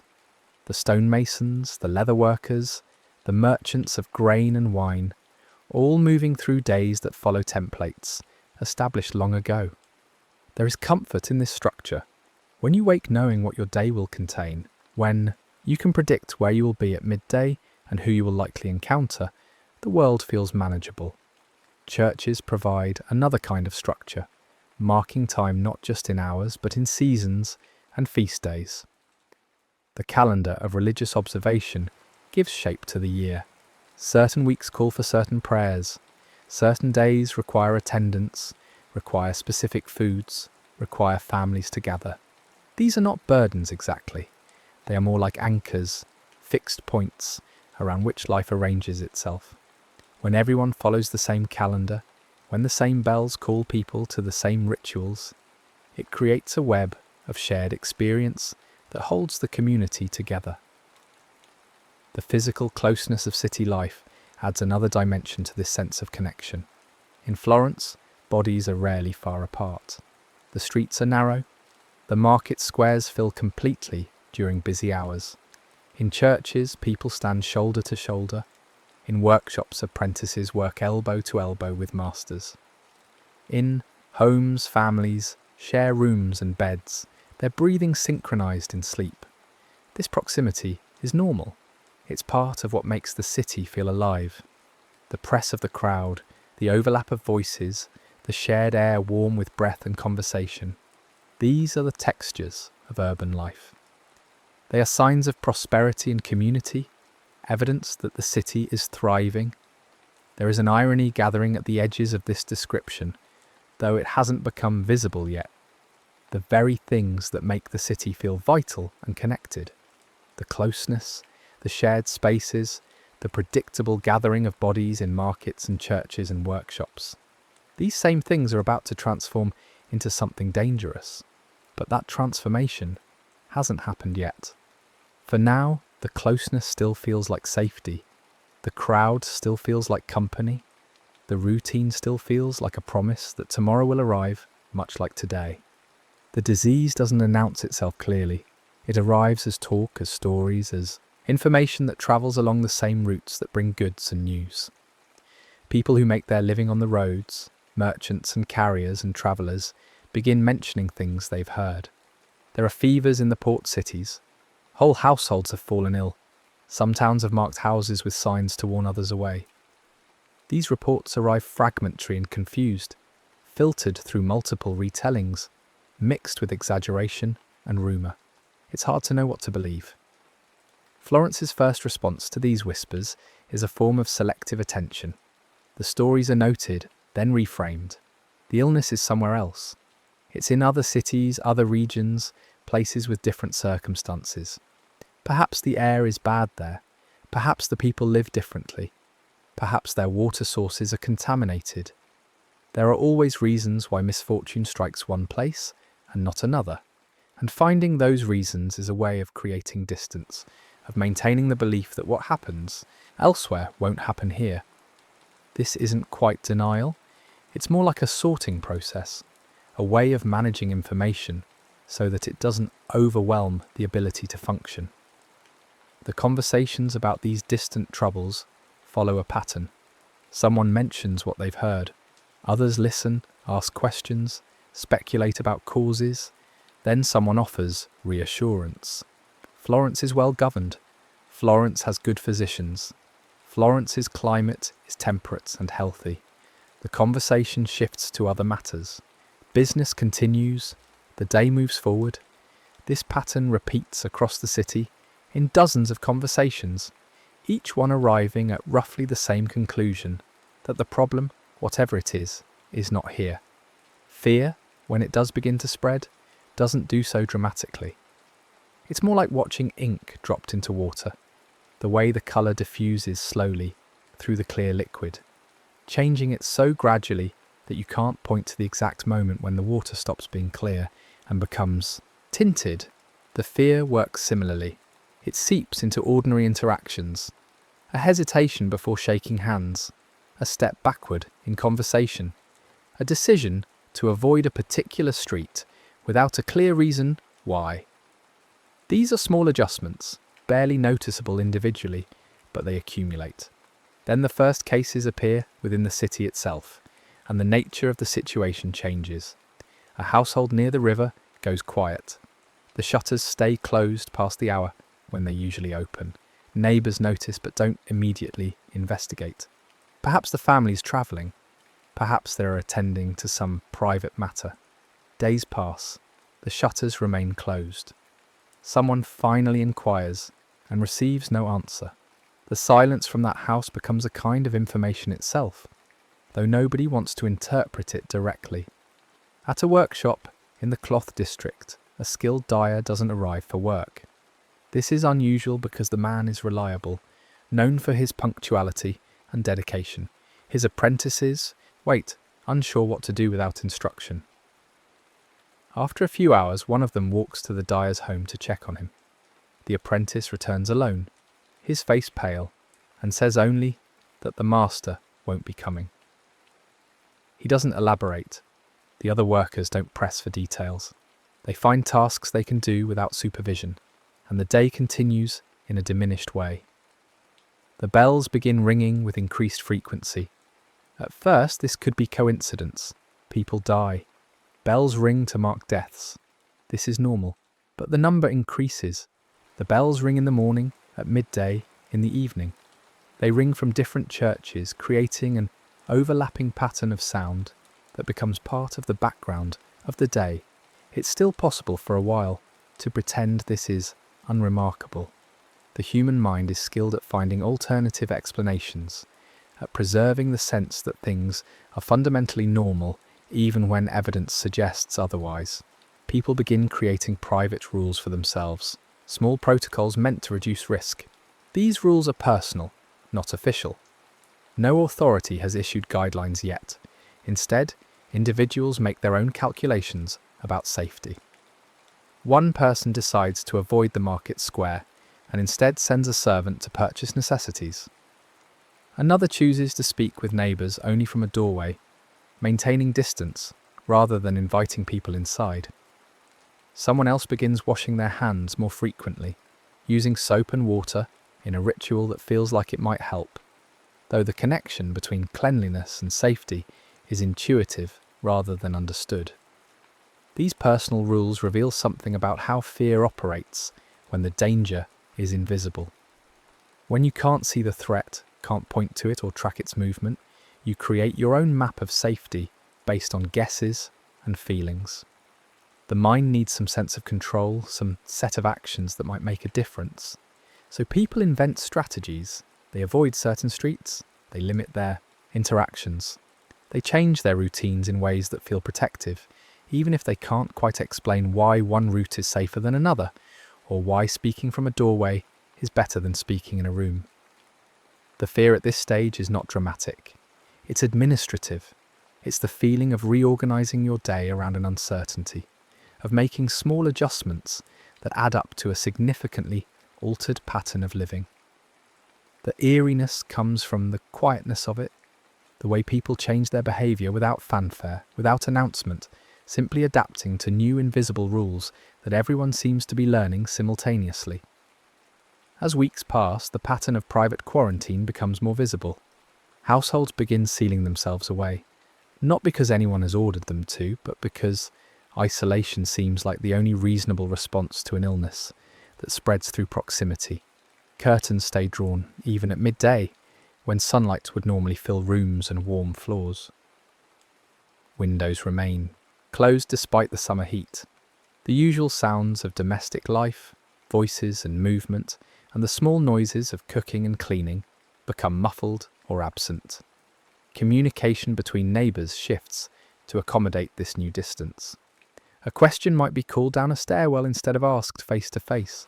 A reply might come back weaker than usual, as if the person answering is saving their strength. Messages get left at thresholds, written on scraps of paper or spoken through closed doors. The basic architecture of social life, which had been built on physical proximity and shared space, has to be rebuilt around separation and caution. This creates strange new problems. How do you help someone when help requires touch? How do you comfort someone when comfort means closeness? A neighbour falls ill, and the people who live nearby face an impossible choice. Offering assistance might mean exposing yourself to illness. Refusing assistance means abandoning someone who needs help. There is no good answer. Some people choose care, entering homes despite the risk, bringing food and water, tending to the sick. Others choose distance, closing their doors, keeping their families separate. Neither choice feels entirely right. The plague creates a situation where ordinary kindness becomes dangerous, where the most basic human responses have to be weighed against a survival. Love itself has to negotiate with fear. Families make decisions about who will care for a sick member. Sometimes one person volunteers, isolating themselves with the ill family member, while the rest of the household stays separate. Sometimes families stay together, accepting that if one falls ill, all might. Sometimes families fracture, with some members leaving and others remaining. These are not simple decisions. They involve calculations about duty and risk, about what is owed and what is reasonable, about the limits of courage and the strength of bonds that usually go untested. The social gravity of the city changes in ways that would have been unimaginable months earlier. Visitors, once welcome, become sources of anxiety. An unexpected knock at the door no longer brings curiosity or pleasure. Instead, it brings tension. Who is it? What do they want? Can they be trusted to be healthy? Even family members from other households become uncertain quantities.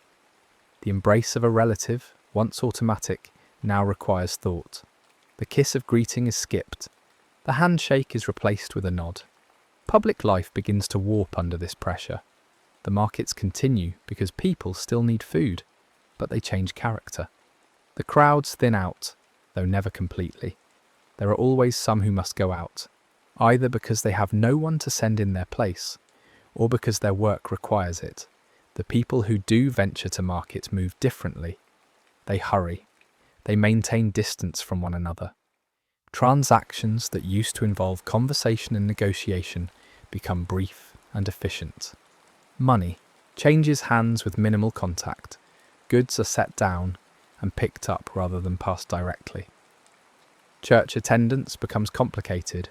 For centuries, gathering for worship has been central to spiritual and social life. The rhythm of the week has been organised around these gatherings. But now the gathering itself is suspect. Some people stop attending, unable to accept the risk of enclosed spaces filled with breathing, coughing, praying people. Others attend more fervently than ever, believing that faith and ritual offer protection, or at least meaning, in a time when physical safety seems impossible to guarantee. The intensity of prayer increases, then gradually becomes exhausted. At first there is fervour. People pray for deliverance, for protection, for the illness to pass. They make promises and offerings. They attend services despite fear, or because of it, treating their attendance as an act of faith that might be rewarded.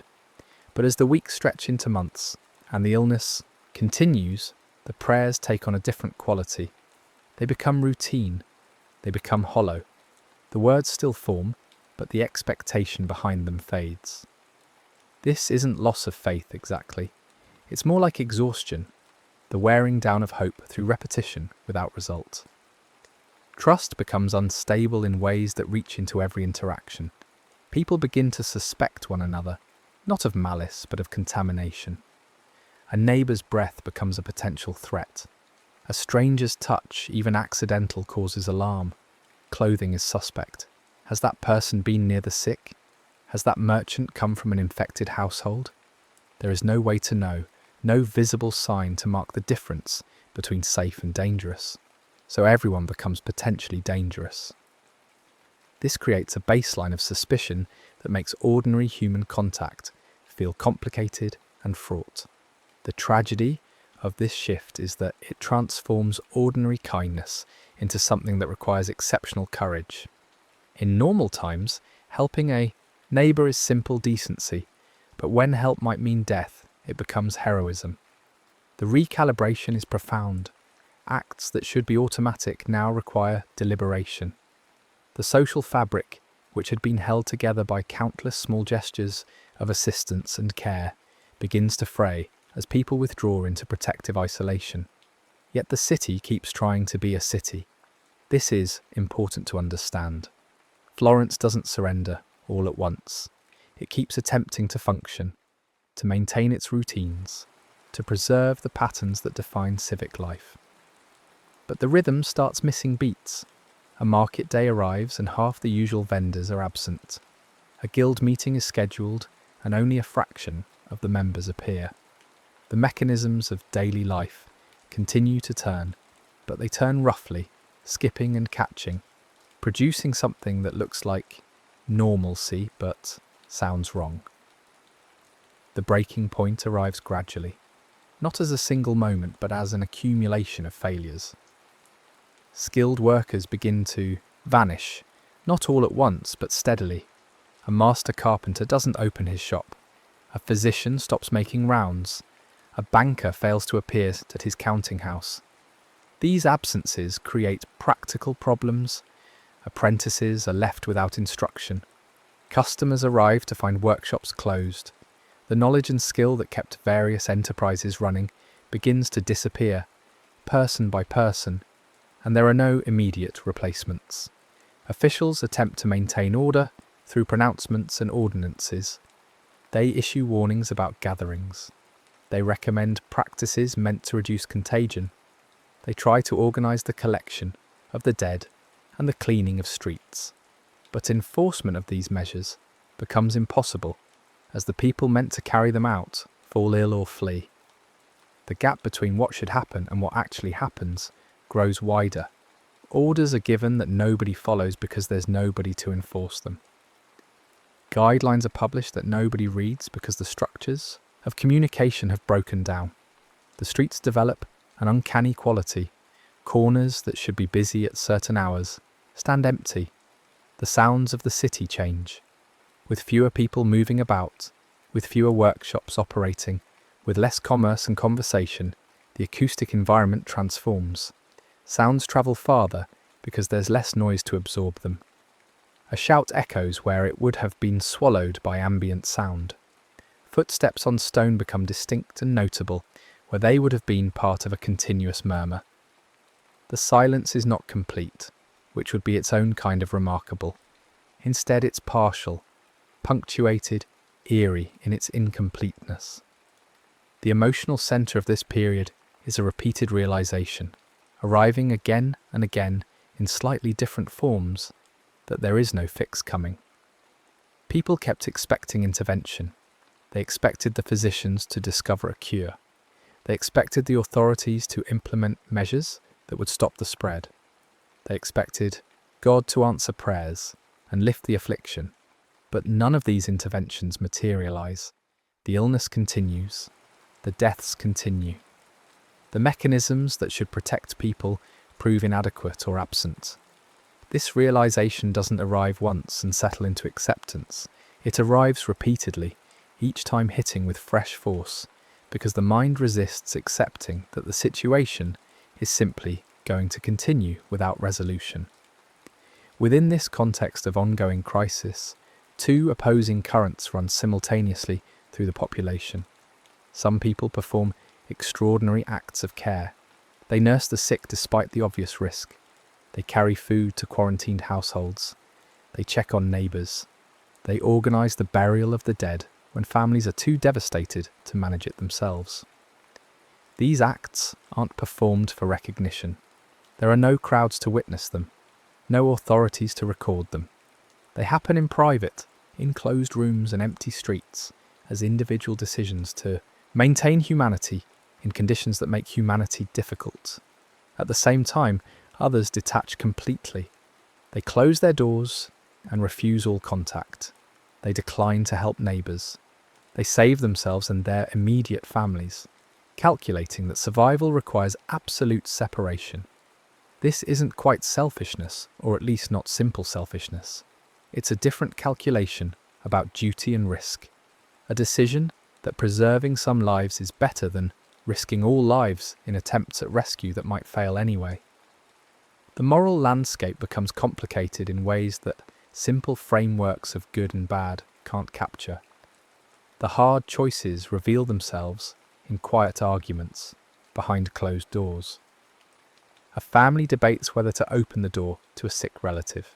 One person argues for admission, for care, for maintaining the bonds that define them as a family. Another argues for caution, for protecting the children. for refusing a risk that could destroy everyone. These arguments happen in low voices, with pauses where people search for words adequate to the situation. There are no right answers. Whatever choice they make will feel wrong in some way. This is part of what makes the plague so corrosive. It forces people into positions where every option involves loss. A friend stands in the street outside a house where someone they care about is ill. They want to enter, they want to help, but they can't make themselves cross the threshold. They stand there, minutes passing, internal debates cycling through the same points again and again. Finally, they turn away, walking back to their own household with the weight of the decision, the knowledge that they chose safety over solidarity. This scene repeats throughout the city with variations. People standing in doorways, at thresholds, at the edges of rooms, unable to move forward and unable to feel settled about moving back. The plague functions as an invisible storm. This metaphor captures something essential about the experience. In a visible storm, you can see the rain, watch the wind bend trees, track the movement of clouds. You can point at the danger, but the plague offers no such clarity. You can't see it approaching. You can't watch it pass. You only see its wake, the effects left behind. A closed house, a missing person, a funeral procession. The evidence of the storm without the storm itself visible. The bells become a constant presence, ringing so frequently that they blur into background sound. In normal times, bells mark deaths with weight and meaning. Each toll represents a person, a life ended, a community taking note of loss. But when the bells ring constantly, they lose their individual significance. They become atmospheric, like weather.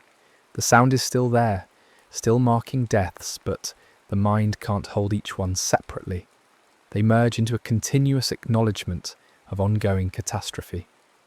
Traditional mourning rituals compress or vanish entirely.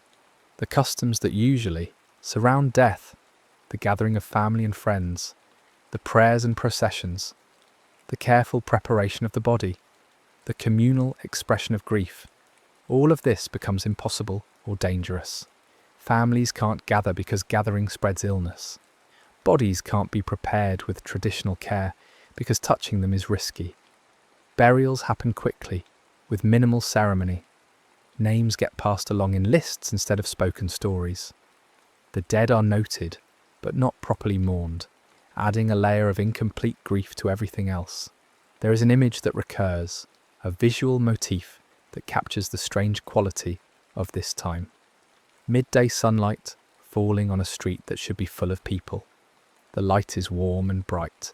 The stones glow with it. The air is clear, but the street is empty, or nearly so. Maybe one figure moves through the distance, walking quickly with their head down.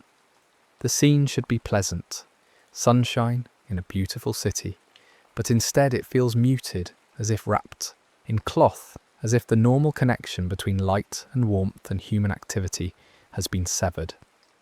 The city continues to exist physically, but its animating spirit has withdrawn. As the plague continues, a social split becomes visible between those who can leave and those who cannot. Some people have country estates or family in rural areas.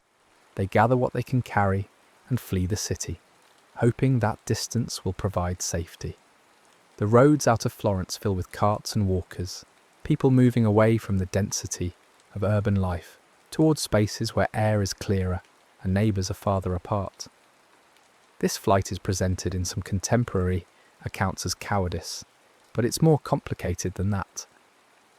It's a reasonable response to a disease that spreads through proximity. If closeness is dangerous, then distance makes sense.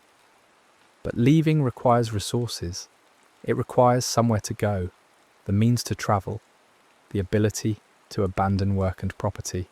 Many people lack these options. They stay not because they're braver or more faithful, but because they have no practical alternative. Their work ties them to the city. Their poverty prevents travel. Their obligations to family or employers or creditors hold them in place. The city becomes divided between those who have the luxury of flight and those who must endure. Even among those who stay, patterns diverge. Some continue working because they must, going to markets and workshops, maintaining the minimal economic activity that keeps the city from complete collapse. Others withdraw as much as possible, leaving their homes only for essential errands, creating a life of dangerous necessities where every trip outside involves calculation and risk. The social landscape fractures into different strategies for survival, each with its own logic and its own costs. There is a detail from this period that some storytellers later emphasized. Though the historical record is imperfect, some people, particularly those with resources and imagination, attempted to preserve sanity and structure through deliberate routines. They created private schedules. They told stories to one another. They maintained rituals of dining and conversation, constructing small islands of normalcy within the larger chaos. This response can seem escapist, a refusal to face reality, but it can also be seen as a form of resistance, an insistence that human culture and connection matter even when, especially when, survival is uncertain. These attempts at maintaining civilization in miniature don't solve anything, but they provide a framework for endurance. The plague wave begins to ease, though this happens unevenly across the city. Some neighbourhoods experience a reduction in new cases while others remain heavily afflicted. The pattern of retreat is as unpredictable as the pattern of arrival was. There's no clear turning point, no moment when someone can announce that the worst is over. Instead, there's a gradual thinning of the crisis, a slow recognition that deaths are becoming less frequent, that more households are reopening, that the streets are beginning to fill again. Survivors step back into public space tentatively, as if the city has become unfamiliar. In some ways it has. The commercial landscape has changed. Shops reopen with different names on the signs because the original owners are dead and relatives or former apprentices have taken over. Some businesses simply don't reopen. The buildings remain, but the enterprises that filled them are gone. Walking through familiar streets produces a strange doubling effect, where the physical space is recognizable, but the human activity within it has shifted. Guilds reorganize around whoever remains. The hierarchies that existed before, based on seniority and skill and family connection, have been scrambled by the plague's random culling. Masters are dead. Apprentices find themselves promoted into positions they're not quite ready for. New partnerships form, out of necessity. The work continues, but with different hands performing it, different voices making decisions. The institutional memory of how things should be done has gaps where people who carried that knowledge are simply absent. The emotional tone of this period is peculiar. There's relief that the worst seems to be passing, but the relief is complicated by awareness of what has been lost. Families search records trying to account for everyone, trying to construct a full picture of who survived and who didn't. Sometimes the information is clear, sometimes it's maddeningly unclear, with people unaccounted for who might be dead or might have fled or might be recovering in isolation somewhere. The uncertainty makes it hard to properly grieve. Empty chairs become permanent. This is both literal and metaphorical. At actual tables, chairs that were occupied by people now dead remain empty, and the family that gathers around the table has to decide whether to remove the chair or leave. It is a kind of memorial. In workshops and counting houses, positions that were filled are now vacant, and the organisation has to adapt around the absence. In churches, familiar faces are missing from the congregation. The city is full of these gaps, these spaces where people should be, but aren't. There's a sense of the city walking forward with a limp, a permanent alteration in its gait. Florence will continue. Cities are resilient in ways that individual lives are not, but it will continue differently, marked by what happened, carrying the experience forward into all its future days. The plague hasn't just killed people, it has changed the relationships between the people who remain, altered the texture of trust and proximity, left everyone with a new understanding of how quickly the normal can dissolve. The practical consequences of the plague reshape Florence in ways that become clear only gradually. Labour becomes scarce. Before the plague, workers were abundant enough that their bargaining position was weak. Employers could set terms, wages were low, conditions were whatever employers chose to make them. But when a significant portion of the workforce dies, the survivors find themselves in demand. They can ask for better wages. They can refuse unreasonable conditions. They can move between employers seeking better terms. This shift in economic power happens not through organisation or activism, but simply through scarcity. There aren't enough workers to do all the work that needs doing, so the workers who remain become valuable. Property and roles shift as inheritances work their way through a population thinned by death. People who expected to wait decades to inherit find themselves suddenly in possession of houses, businesses, land. Young people take on responsibilities that would normally have gone to someone older. Social positions that were fixed suddenly become fluid. This creates opportunity for some, particularly those who survive with skills and ambition. But it also creates dislocation, a sense that the social order has been shuffled in ways that may or may not be fair or sensible. Public health thinking begins to change, though this happens slowly and incompletely. The plague forces a recognition that disease can spread through communities, that individual illness isn't just a private matter, but a public concern. This awareness doesn't immediately produce effective public health measures. The understanding of how disease actually spreads remains imperfect. But there's a new attention to questions of sanitation, to the management of the sick, to the need for some kind of civic response to epidemic illness. These ideas will take generations to develop into actual functional public health systems, but the plague plants seeds that will eventually grow into new ways of thinking about community health. The emotional consequence is perhaps deeper and less tangible than the practical consequences. The city learns something it would rather not have learned, that catastrophe can arrive without spectacle. That disaster doesn't always announce itself with drama. Sometimes it arrives quietly, invisibly, in the air, in routine interactions, in the ordinary flow of daily life. This knowledge is unsettling in a particular way. Dramatic catastrophes, earthquakes and fires and invasions at least have the quality of being distinct from normal life. You know when they're happening. You can point to them. But an invisible catastrophe, an illness that spreads through the very closeness that makes city life possible, this is harder to hold at a distance. It reveals that the normal itself can be lethal, that the routines that feel safe can harbour danger. The people who survive carry this knowledge forward.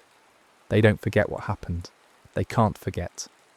The memory is embedded in the changed landscape of the city, in the missing faces, in the new arrangements of work and family and community. They tell stories about what they experienced, and these stories spread beyond Florence, becoming part of how people think about plague, about cities, about the fragility of ordinary life. Some of these stories emphasize moral lessons, framing the plague as punishment or test. Others focus on practical details, documenting what happened for the benefit of future generations who might face similar trials. There is a closing reflection worth making, a return to the theme that opened this account. Florence tried to stay normal. This was its instinct and its pattern. When the first rumours arrived, the city attempted to continue as usual. When the first cases appeared, people adjusted their routines, but tried to maintain the basic structure of daily life. Even as the plague deepened, even as deaths multiplied, there was a persistent effort to preserve normalcy, to keep working, keep gathering, keep following the patterns that defined civic existence. This wasn't foolish exactly. It was human. It was the understandable desire to believe that the familiar will continue, that tomorrow will resemble yesterday, that catastrophe is temporary and normalcy is the natural state to which things will return. But the lesson the plague teaches, The hard truth it embeds in the survivor's understanding is that disasters aren't always crashes or fires, or moments of obvious rupture. Sometimes they're gradual tightenings, slow constrictions of possibility, progressive narrowings of what is safe or feasible. Sometimes the scariest part isn't a single terrible moment, but the extended duration, the way weeks become months, and the emergency never quite resolves, just continues at a level that becomes the new baseline of existence. Sometimes the most unsettling realization is how long people can keep pretending that the situation is temporary, that relief is coming, that normalcy is just around the corner waiting to be reclaimed. Florence in 1348 learned to live with uncertainty extended beyond any reasonable limit. It learned that cities, for all their permanence and structure, are fragile assemblies held together by human presence and activity. Remove enough people and the assembly begins to fail. Disrupt enough routines and the structure wobbles. The physical buildings remain, the stones and streets and churches, but the city as a living thing requires the people and their patterns. And when those patterns break, the city breaks with them, at least partially, at least temporarily. The bells, which rang so constantly during the plague months, eventually return to their normal rhythm. They mark hours and deaths in the measured way they always did, before the time when death became too common to measure meaningfully. The streets refill, though not to their former density. The markets resume, though with changed participants and altered relationships. Work continues, adapted to new circumstances. Families reorganise around their losses and continue forward because there's no alternative to continuing. The fog of the plague lifts, but it lifts slowly, revealing a landscape that is both familiar and changed. The same sun illuminates the same stones, but the shadows fall differently. The same bells ring from the same towers, but their sound carries different associations. The same river flows past the same walls, but the city it flows through is no longer quite the same city that existed before. In the quiet of evening, when the day's work is done and the household settles into rest, there is time for reflection on what was lost and what remains. The mind, which had been so occupied with immediate survival, with the practical questions of how to stay safe and how to continue, now has space to consider the larger shape of what happened. This reflection doesn't produce resolution. The plague's meaning isn't simple or singular. It means different things to different survivors, depending on their experiences and their losses and their frameworks for making sense of suffering. But there is a shared awareness, unstated but present in the texture of social interaction, that something fundamental has shifted. The relationship between people and their city, between individuals and community, between the familiar and the dangerous, all of these have been recalibrated. The casual trust that allowed people to move through crowds without thought, to welcome strangers without hesitation, to assume that tomorrow would be safely similar to today, that trust has been complicated. It's not gone. People still gather. They still trade and talk and form connections. But there's a new layer of awareness, a recognition that the ordinary can become extraordinary, that the safe can become dangerous, that the solid can dissolve. As night deepens and the city quiets, the story of the plague settles into memory, joining the other stories that Florence carries about itself.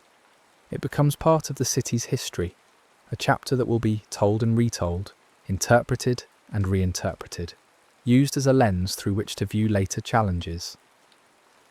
The physical experience of living through those months will fade as survivors age and eventually die, but the story will remain, passed down through generations, adapted to new contexts, serving as a reminder of what cities can endure and how fragility and resilience exist side by side. The bells fade in imagination, their tolling becoming distant and then silent, the streets quiet in memory, the crowded, urgent days of the plague giving way to the slower, more spacious days of recovery and rebuilding. The mind which has been holding all of this, the fear and the loss and the gradual return to something like normal, begins to release its grip on the details, allowing them to blur and soften. The sharp edges of specific moments smooth into a general sense of what was survived, what was endured, what was learned. The city sleeps now, if cities can be said to sleep. The guards on the walls continue their watch. The night workers in bakeries tend their ovens. But the general life of the city, the commerce and conversation and movement that fill the daylight hours, all of that has paused. The pause is normal, expected, part of the rhythm that organises time. Tomorrow the city will wake again. The bells will mark the hours again. The streets will fill again. But tonight there is stillness, and in the stillness there is rest, and in the rest there is the possibility of healing. However slow, however incomplete. The story drifts away like fog thinning into morning light, the details dissolving, the emotional weight lifting, leaving behind only the faintest sense of what was carried, what was felt, what was survived. The mind lets go of the specific images, the particular faces, the individual moments of choice and consequence. What remains is a gentle awareness that people have endured hard things before, that cities have been tested and have continued, that the pattern of disruption and recovery is old and deep, and perhaps contains some comfort in its very familiarity. The quiet deepens. The story completes its arc from morning to night, from crisis to aftermath, from fear to a kind of peace. The invisible storm has passed. The ordinary morning, which started this account, has travelled through months of transformation and emerged on the other side, changed but still recognisable, still capable of beginning again. The city that tried to stay normal learned that normal is more fragile than it appears, but also learned that after the breaking comes rebuilding, after the scattering comes regathering, after the loss comes the slow work of continuation. And now, with that lesson held gently, without urgency, without demand for immediate application or dramatic conclusion, the narrative can rest. The details can fade into the general impression of a difficult passage completed. The mind can release its attention from the specifics of Florence in 1348 and drift toward its own rest, carrying perhaps some small awareness that human communities have always faced trials, always struggled with invisible threats, always had to negotiate between the desire for normalcy and the necessity of adaptation. The last image is simple: light fading from a window, shadows extending across stone floors, the day completing its cycle as days have completed their cycles for as long as cities have existed. There is no drama in this ending, only the quiet acceptance of time passing, of stories ending, of consciousness moving towards sleep. The bells are silent now, the streets are empty, the city rests in the way that cities rest, never entirely still, but reduced to its nighttime minimum, waiting without anxiety for the return of light and activity. And with that image, held loosely, without effort, the mind too can rest, can release its engagement with this historical moment and allow sleep to arrive in its own time, gentle and unhurried, like fog settling into valleys, like darkness filling a room when candles are extinguished, like the natural ending of a story that has reached its conclusion and need not continue beyond this point of peaceful resolution. The next story is about to begin. Please relax and enjoy. The story of the Franklin expedition begins not with drama, but with preparation. In May of 1845, 2 ships departed from England, carrying 129 men into the Arctic. These weren't merchant vessels or fishing boats hastily converted for exploration. HMS Erebus and HMS Terror were purpose-built naval ships, reinforced against ice, equipped with steam engines that could propel them through calm waters when wind failed, and stocked with provisions calculated to last 3 years. The planning behind this expedition reflected the scientific confidence of the mid-19th century, the belief that careful measurement, adequate supplies, and disciplined naval routine could solve the puzzle of the Northwest Passage. that fabled route through the Arctic archipelago, connecting the Atlantic and Pacific Oceans. The ships carried tinned foods, a relatively new preservation technology that promised to keep meat and vegetables edible for years. They carried coal for the steam, engines and for heating. They carried navigational instruments, charts based on previous expeditions, and a library of books to occupy the crew during the long Arctic winter when darkness would make outdoor work impossible. The expedition was led by Sir John Franklin, a veteran Arctic explorer, and the crew consisted of experienced sailors and officers who understood that Arctic travel meant periods of waiting, periods of cold, and the necessity of maintaining morale through routine and discipline. Everything about the departure suggested competence and control. The last confirmed sighting of the expedition came in late July 1845, when whalers encountered the ships in Baffin Bay, the body of water between Greenland and the eastern coast of what is now the Canadian Arctic archipelago. The whalers reported that the crew seemed in good spirits and well prepared. Franklin and his men were waiting for favourable conditions to push westward into Lancaster Sound, the eastern entrance to the network of channels and straits that make up the Arctic archipelago. After that encounter, the expedition sailed into a region where no regular shipping routes existed, where the handful of previous explorers had been the only European visitors, and where the ice conditions changed from year to year in ways that no amount of preparation could fully anticipate. This moment, the ships disappearing beyond the edge of regular maritime traffic, marks an important transition in understanding how isolation works in extreme environments. In 1845, there was no radio communication, no satellite tracking, no way for a ship in the Arctic to signal back to Britain except by leaving messages in cairns or sending boats back with dispatches. Once the expedition sailed west from Baffin Bay, they entered a communication void. Their presence in the Arctic became a matter of inference rather than observation. Britain would have to assume the ships were proceeding according to plan, working their way through ice and open water channels, making decisions based on conditions that no one back home could monitor. The Arctic archipelago itself presents a particular kind of navigational challenge. Unlike the open ocean, where direction is primarily a matter of latitude and longitude, the Arctic channels form a maze of possible routes. Some channels are relatively deep and ice-free in summer. Others remain choked with multi-year ice that doesn't melt seasonally, but persists year after year, growing thicker and more resistant to navigation. The shape of these channels, the pattern of currents, and the movement of ice all interact in complex ways. A channel that appears navigable one year might be completely blocked the next. The expedition would have been making decisions based on incomplete information, trying to balance the goal of pushing westward with the reality of what the ice would permit. The first Arctic winter would have arrived with a kind of inevitability. As autumn progresses in the high Arctic, the sun drops lower in the sky each day until eventually it doesn't rise above the horizon at all. This polar night isn't complete darkness. There's twilight around midday, and the moon and stars provide some illumination, but it transforms the environment into something fundamentally different from the summers when the sun never sets. The expedition would have found a protected anchorage, frozen the ships into place deliberately if they weren't already held by ice, and shifted into winter routine.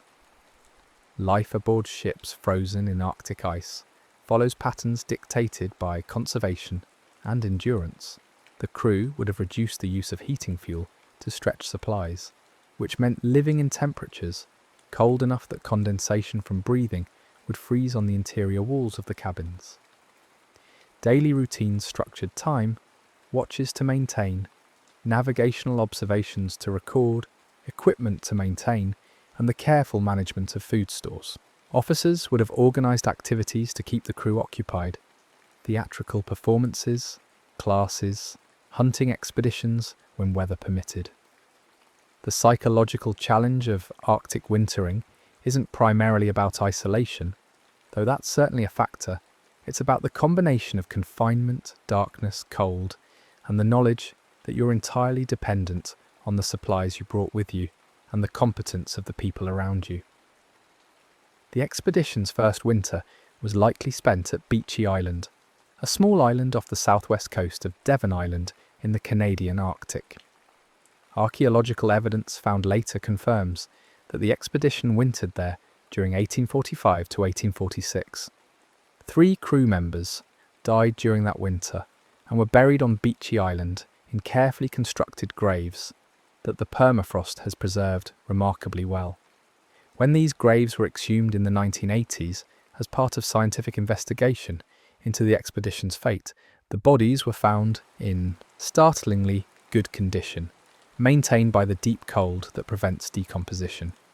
The deaths themselves weren't necessarily unusual. Respiratory illness and other ailments killed crew members on many Arctic expeditions, but they marked the beginning of the expedition's gradual attrition. The transition from first winter to second summer would have brought renewed hope. As the sun returned and temperatures rose, the ice would have started to break up, creating leads, channels of open water that allowed ships to navigate. The expedition would have been searching for routes westward and southward, trying to find a path through the archipelago that would eventually connect to known waters in the western Arctic.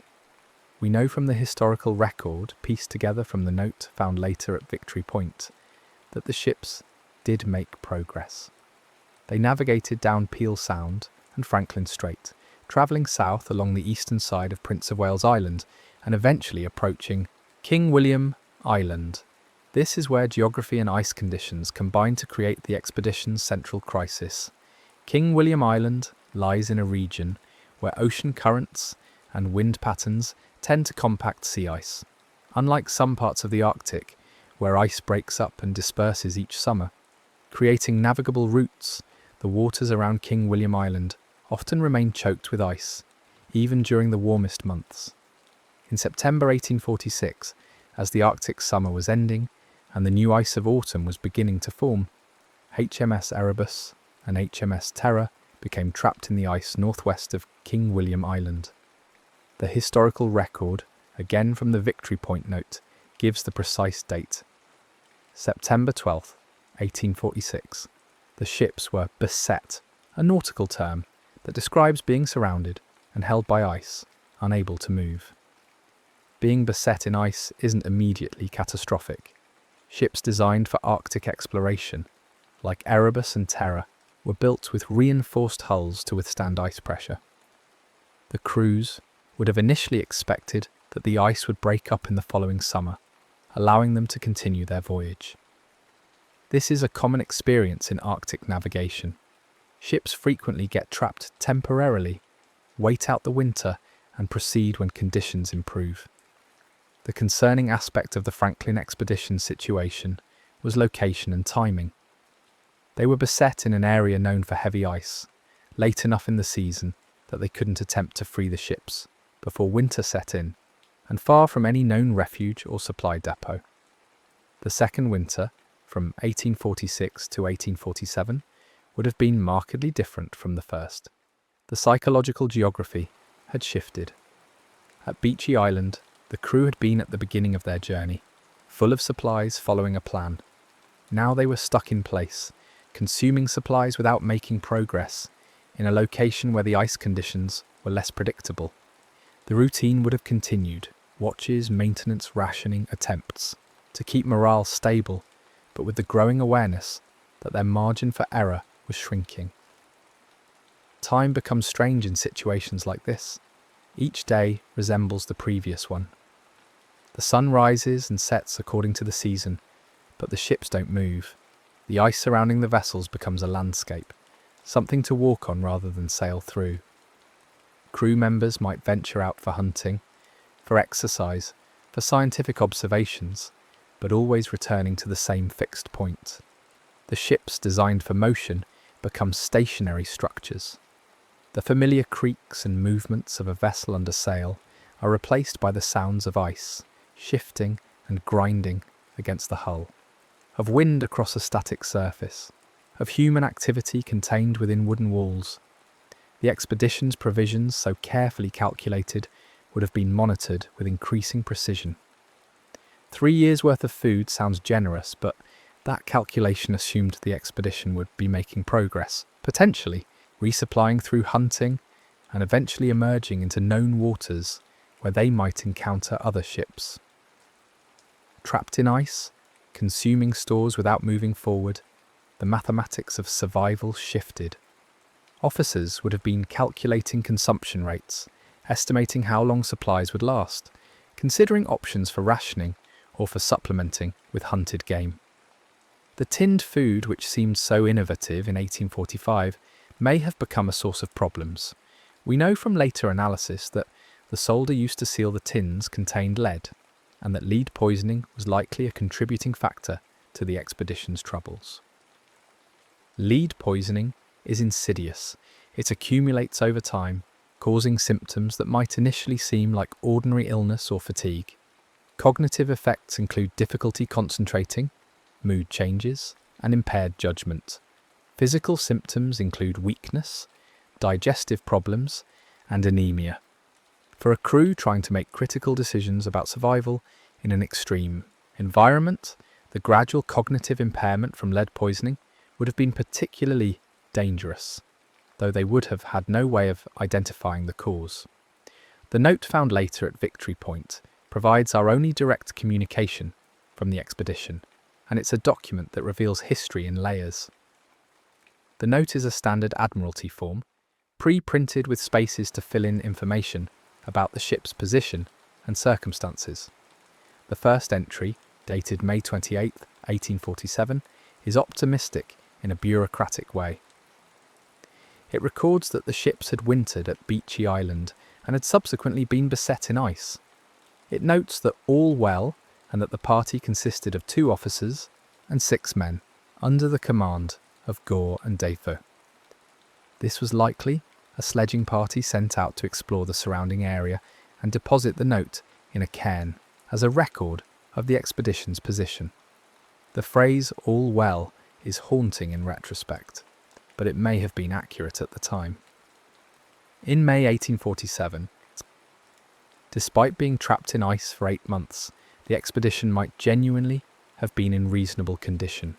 Supplies still adequate, crew still disciplined, hope still rational that the coming summer would break up the ice. The note was doing what such notes were supposed to do, providing information for potential rescue parties, establishing a record of movement and position, maintaining the documentation expected of a naval expedition.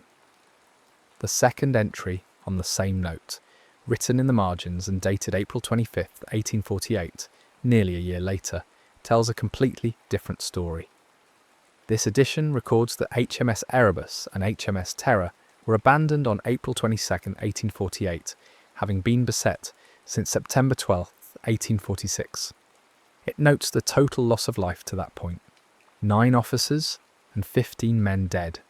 It records the death of Sir John Franklin on June 11, 1847, and it states that the survivors, now numbering 105, were setting out on April 26, 1848, heading south toward the Back River under the command of Captain Crozier and Captain Fitzjames. The act of amending this note with such drastically different information speaks to the deterioration of circumstances. The expedition had survived a second winter trapped in ice. The summer of 1847 had failed to free the ships. They had endured a third winter from 1847 to 1848, watching supplies dwindle and crew members die. The decision to abandon the ships, to leave the only shelter they had, indicates that remaining aboard had become untenable. Perhaps the ships were being crushed by ice pressure. Perhaps supplies were nearly exhausted. Perhaps the deaths were accelerating, and the officers judged that the only chance for survival was to attempt to reach the mainland and travel overland to known outposts hundreds of miles to the south. The mention of Franklin's death in June 1847, more than a year and a half before the ships were abandoned, raises questions about leadership and decision-making during the expedition's final phase. Franklin was the expedition leader, an experienced Arctic explorer whose judgment would have been central to planning. His death would have transferred command to Captain Crozier, who then had to manage an increasingly desperate situation without the benefit of Franklin's experience or the authority structure that had been established at the expedition's outset. The decision to abandon ship and march south represents a calculated gamble with survival. By April 1848, the expedition had been trapped for a year and a half. They had consumed a significant portion of their provisions. The ice showed no signs of releasing the ships. The hope would have been that by marching overland, the survivors could reach the Back River, which flows into the Arctic Ocean from the Canadian mainland. From there, they might be able to use boats to travel downstream to Hudson's Bay Company outposts, or they might encounter indigenous peoples who could provide assistance or guidance. The logistics of abandoning ship in the Arctic are extraordinarily complex. The survivors couldn't carry all their remaining supplies. They had to make decisions about what was essential. They would have taken boats, mounted on sledges so they could be hauled across ice and snow, but used for river travel if they reached open water. They would have taken food, firearms for hunting, navigational instruments, and whatever else they could carry. The weight of these supplies distributed among 105 men who were likely already weakened by malnutrition, lead poisoning, scurvy, and other ailments would have made travel brutally slow and exhausting. The route they chose, south toward the Back River, was based on the best geographical knowledge available to them, but it was optimistic about distances and conditions. From where the ships were abandoned, the distance to the nearest Hudson's Bay Company post was well over 1,000 miles, much of it across terrain with no established trails, through a region where game might be scarce in early spring when weather conditions were still hostile. The expedition members were sailors, not experienced Arctic land travellers.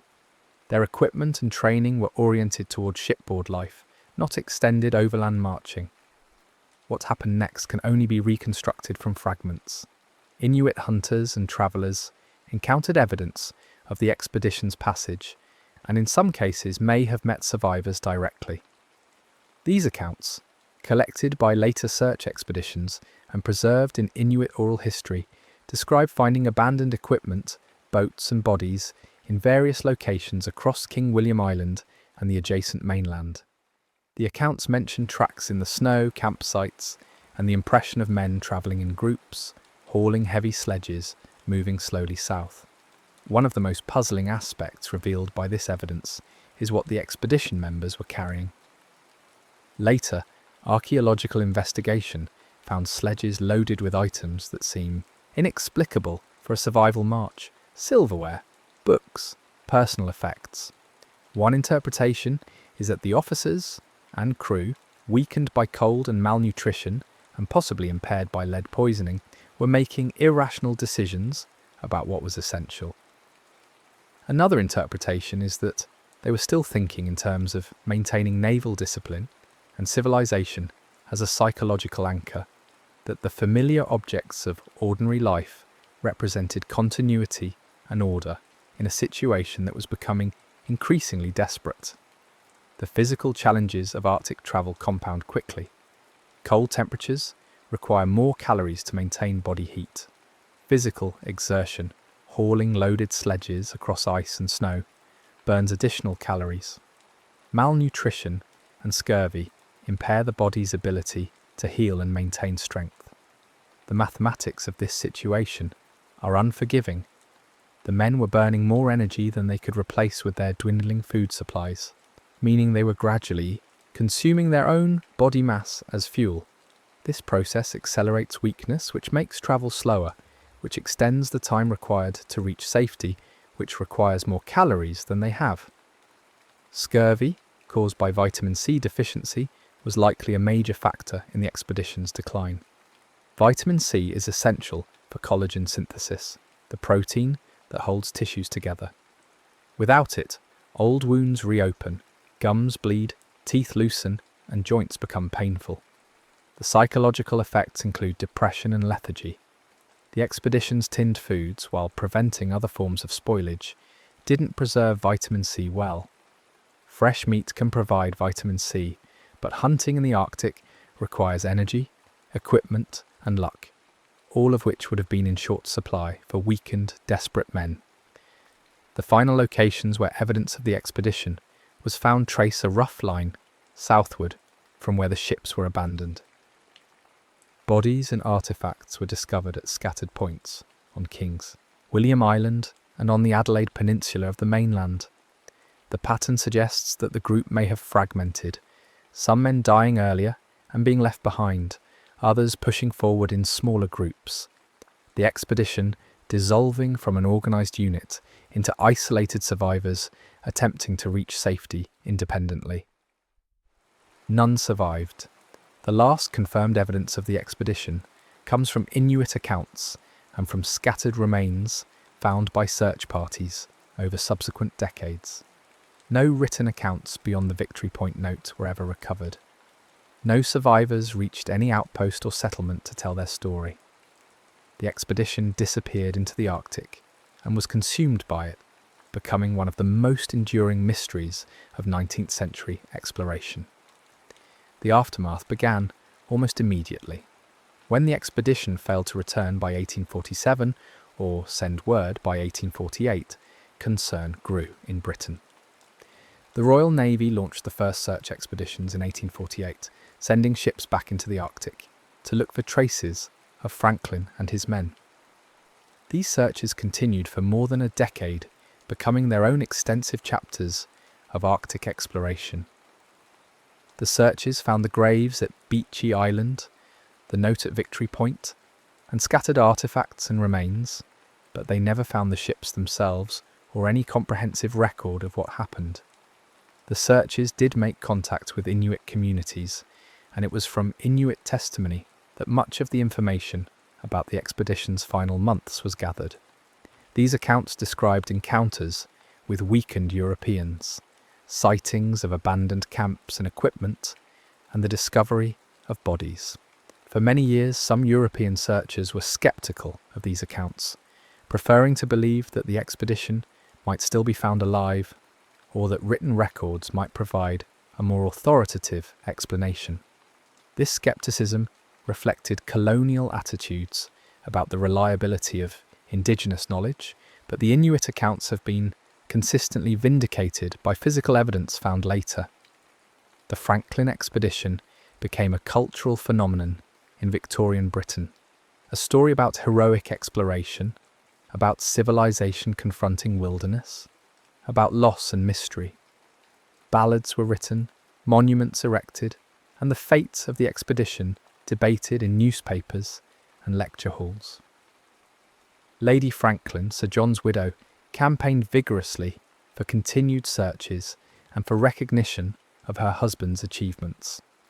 The expedition took on symbolic weight beyond its original purpose, becoming a story about perseverance, sacrifice, and the limits of human ambition. From a scientific perspective, the expedition's tragedy provided painful lessons about Arctic travel. Subsequent explorers learned from Franklin's mistakes, relying more on indigenous knowledge, travelling lighter, understanding better the dangers of scurvy and the importance of fresh food, and being more cautious about committing fully to untested routes. The search expeditions, while failing to rescue Franklin's men, significantly expanded European knowledge of Arctic geography, mapping large portions of the archipelago and demonstrating which routes were and weren't viable. The ships themselves remained missing for more than a century and a half. HMS Erebus and HMS Terror had vanished into the ice and, despite extensive searches, no one could locate them. The Arctic had proven capable of hiding two substantial naval vessels so completely that their location became a matter of speculation and theory. Some researchers believed the ships had been crushed by ice and sunk in deep water. Others thought they might have drifted after being abandoned, carried by currents and ice to locations far from where they were last known to be. The breakthrough came from combining modern technology with Inuit traditional knowledge. Parks Canada, the Canadian government agency, responsible for historic sites, conducted systematic underwater searches in the areas where Inuit accounts and historical records suggested the ships might have gone down. In September 2014, using sonar equipment and remotely operated vehicles, searchers located HMS Erebus in Terror Bay, south of King William Island, in relatively shallow water. The ship was remarkably well preserved, sitting upright on the seafloor, its structure largely intact despite more than a century and a half underwater in the Arctic. 2 years later, in September 2016, HMS Terror was found in Terror Bay, about 60 kilometres north of where Erebus had been discovered. Terror was in even better condition. The ship was intact, sitting upright, and appeared to have settled gently to the bottom rather than being violently wrecked. The discovery of both ships confirmed that they hadn't been destroyed where they were abandoned in 1848. Instead, they had somehow moved south, whether by drifting in ice after abandonment or possibly being briefly reoccupied by some of the crew attempting to return. The ship's final resting places were closer to the mainland, in locations that suggested they might have been attempting to reach safety even after being abandoned. The discovery of the wrecks brings a kind of resolution to the mystery, though not in the sense of answering every question. The ships proved that the expedition was real, that the vessels existed and travelled where the records suggest. The preservation of the wrecks, particularly Terror, opens possibilities for future archaeology that might reveal more about what happened. Personal effects, ship's logs, or other artefacts might still be recoverable from the wrecks, potentially providing direct evidence about the expedition's final months. What the discoveries primarily demonstrate is the Arctic's capacity to preserve and to hide. The cold water and the remoteness of the location protected the wrecks from salvage or disturbance for more than 150 years. The ships rested on the seafloor in silence, maintaining their secrets, while above them the ice formed and melted seasonally, and the story of the expedition lived on in books, theories, and cultural memory. The Arctic proved patient and meticulous in its record-keeping, maintaining physical evidence that would eventually be found when technology and determination aligned. The Franklin expedition ultimately represents a collision between ambition and environment, between planning and unpredictability. The expedition was well prepared by the standards of 1845, provisioned, equipped, led by experienced officers, and pursuing a goal that seemed achievable. The Northwest Passage does exist. Ships can and have navigated through the Arctic archipelago. The expedition's failure wasn't because the goal was impossible, but because the specific conditions they encountered, ice patterns, weather, route choices, combined with technological limitations and some unfortunate decisions to create a situation from which there was no recovery. Understanding what went wrong requires holding multiple factors in tension. The lead from the tinned food contributed to cognitive impairment and physical weakness. The decision to use heavy sledges loaded with non-essential items suggests impaired judgment.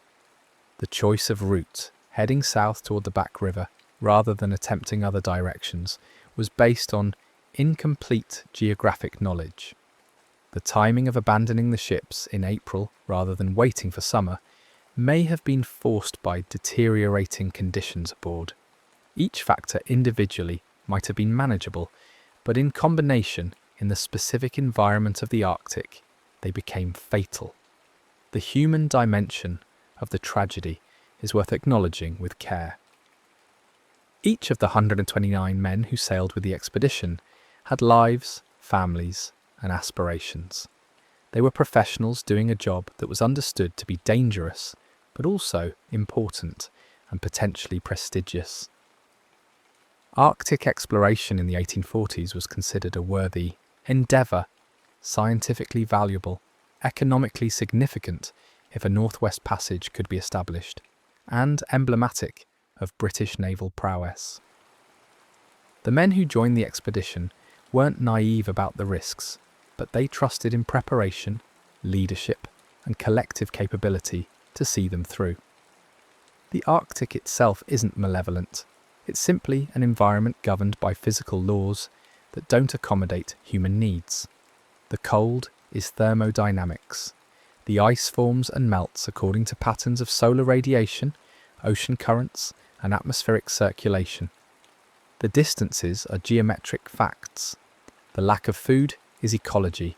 The Arctic supports less biomass than temperate regions because the growing season is so short and primary productivity is limited. When we say the Arctic defeated the Franklin expedition, we're using metaphor to describe the simple reality that the environment's demands exceeded the expedition's capacity to meet them. Modern Arctic travel, even in the same regions where Franklin's expedition met its end, is vastly safer because of technology, knowledge, and infrastructure. Satellite communication means that isolated parties can call for rescue. GPS navigation eliminates the uncertainty about position and route. Modern insulated clothing and portable shelters provide better protection from cold.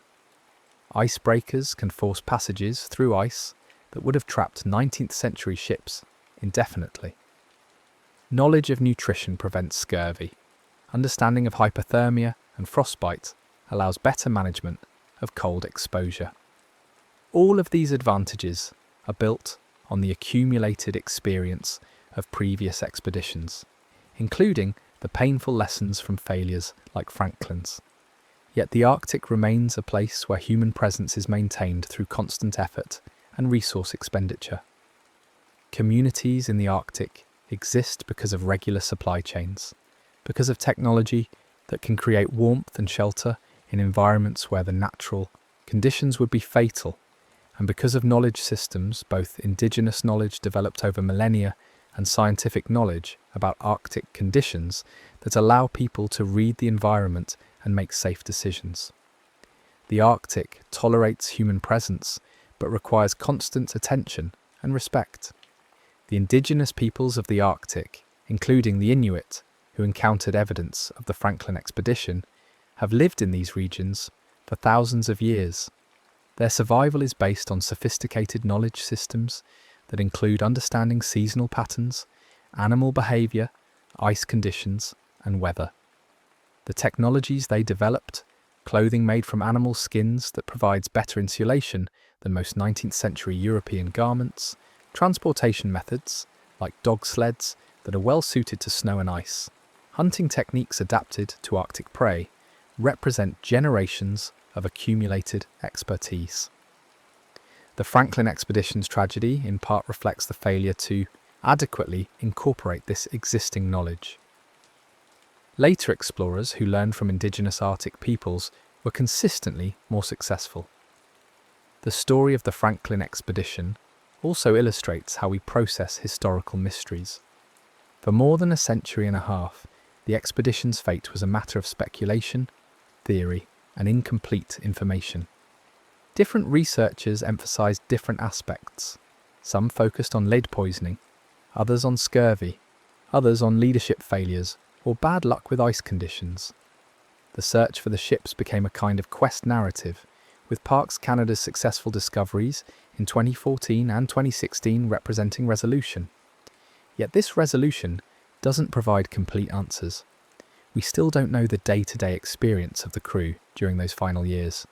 We don't know what conversations occurred, what decisions were debated, what individual fates befell specific men. The mystery has been partially solved but remains partially opaque, which perhaps is fitting for events that occurred in such an isolated, unwitnessed place. Archaeological investigation of the wrecks continues, conducted carefully to preserve the sites and to respect them as grave sites. The discoveries have generated new questions even as they've answered old ones. Why did the ships move south from where they were abandoned? Were they briefly reoccupied? Did they drift in ice? How much of their contents remain preserved? What artifacts might be recovered that could illuminate the expedition's final months? These questions drive ongoing research, combining historical scholarship, archaeological method, and modern technology like underwater robotics and remote sensing. The broader context of Arctic exploration helps situate the Franklin expedition within a larger pattern. The 19th century saw numerous expeditions attempting to map the Arctic, to find the Northwest Passage, and to reach the North Pole. Many of these expeditions involved hardship. Some involved deaths, and a few involved disasters comparable to Franklin's. The persistence of exploration, despite these dangers, reflects both the scientific curiosity of the era and the geopolitical and economic motivations underlying Arctic exploration.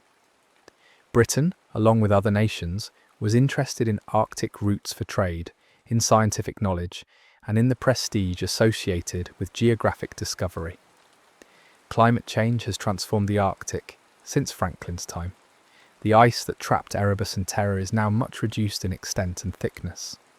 The Northwest Passage, which was effectively impassable for most ships in the 19th century, is now navigable during summer months for icebreakers and specially equipped vessels. This change reflects global warming caused by increased atmospheric carbon dioxide from human industrial activity. The Arctic is warming faster than lower latitudes, a phenomenon called Arctic amplification, which is driven by feedback loops involving ice, melt, changes in surface reflectivity, and atmospheric circulation patterns. The opening of Arctic waters due to climate change brings its own complexities, new opportunities for shipping and resource extraction, but also ecological disruption, loss of sea ice that Arctic wildlife depends on, and new geopolitical tensions as nations contest rights to newly accessible waters. The Franklin expedition's struggle against impenetrable ice belongs to an Arctic that's rapidly disappearing, being replaced by an Arctic that's increasingly accessible, but also fundamentally altered from its historical condition. From a purely scientific standpoint, the Franklin expedition represents a data point in understanding human physiological and psychological limits in extreme environments. The combination of cold, isolation, malnutrition, and stress creates predictable patterns of decline. The body prioritizes core temperature and vital organ function, drawing resources from less critical systems. Cognitive function becomes impaired, first through fatigue and stress, then through malnutrition affecting brain chemistry, and potentially through toxic exposures like lead. Social structures can either support or undermine survival.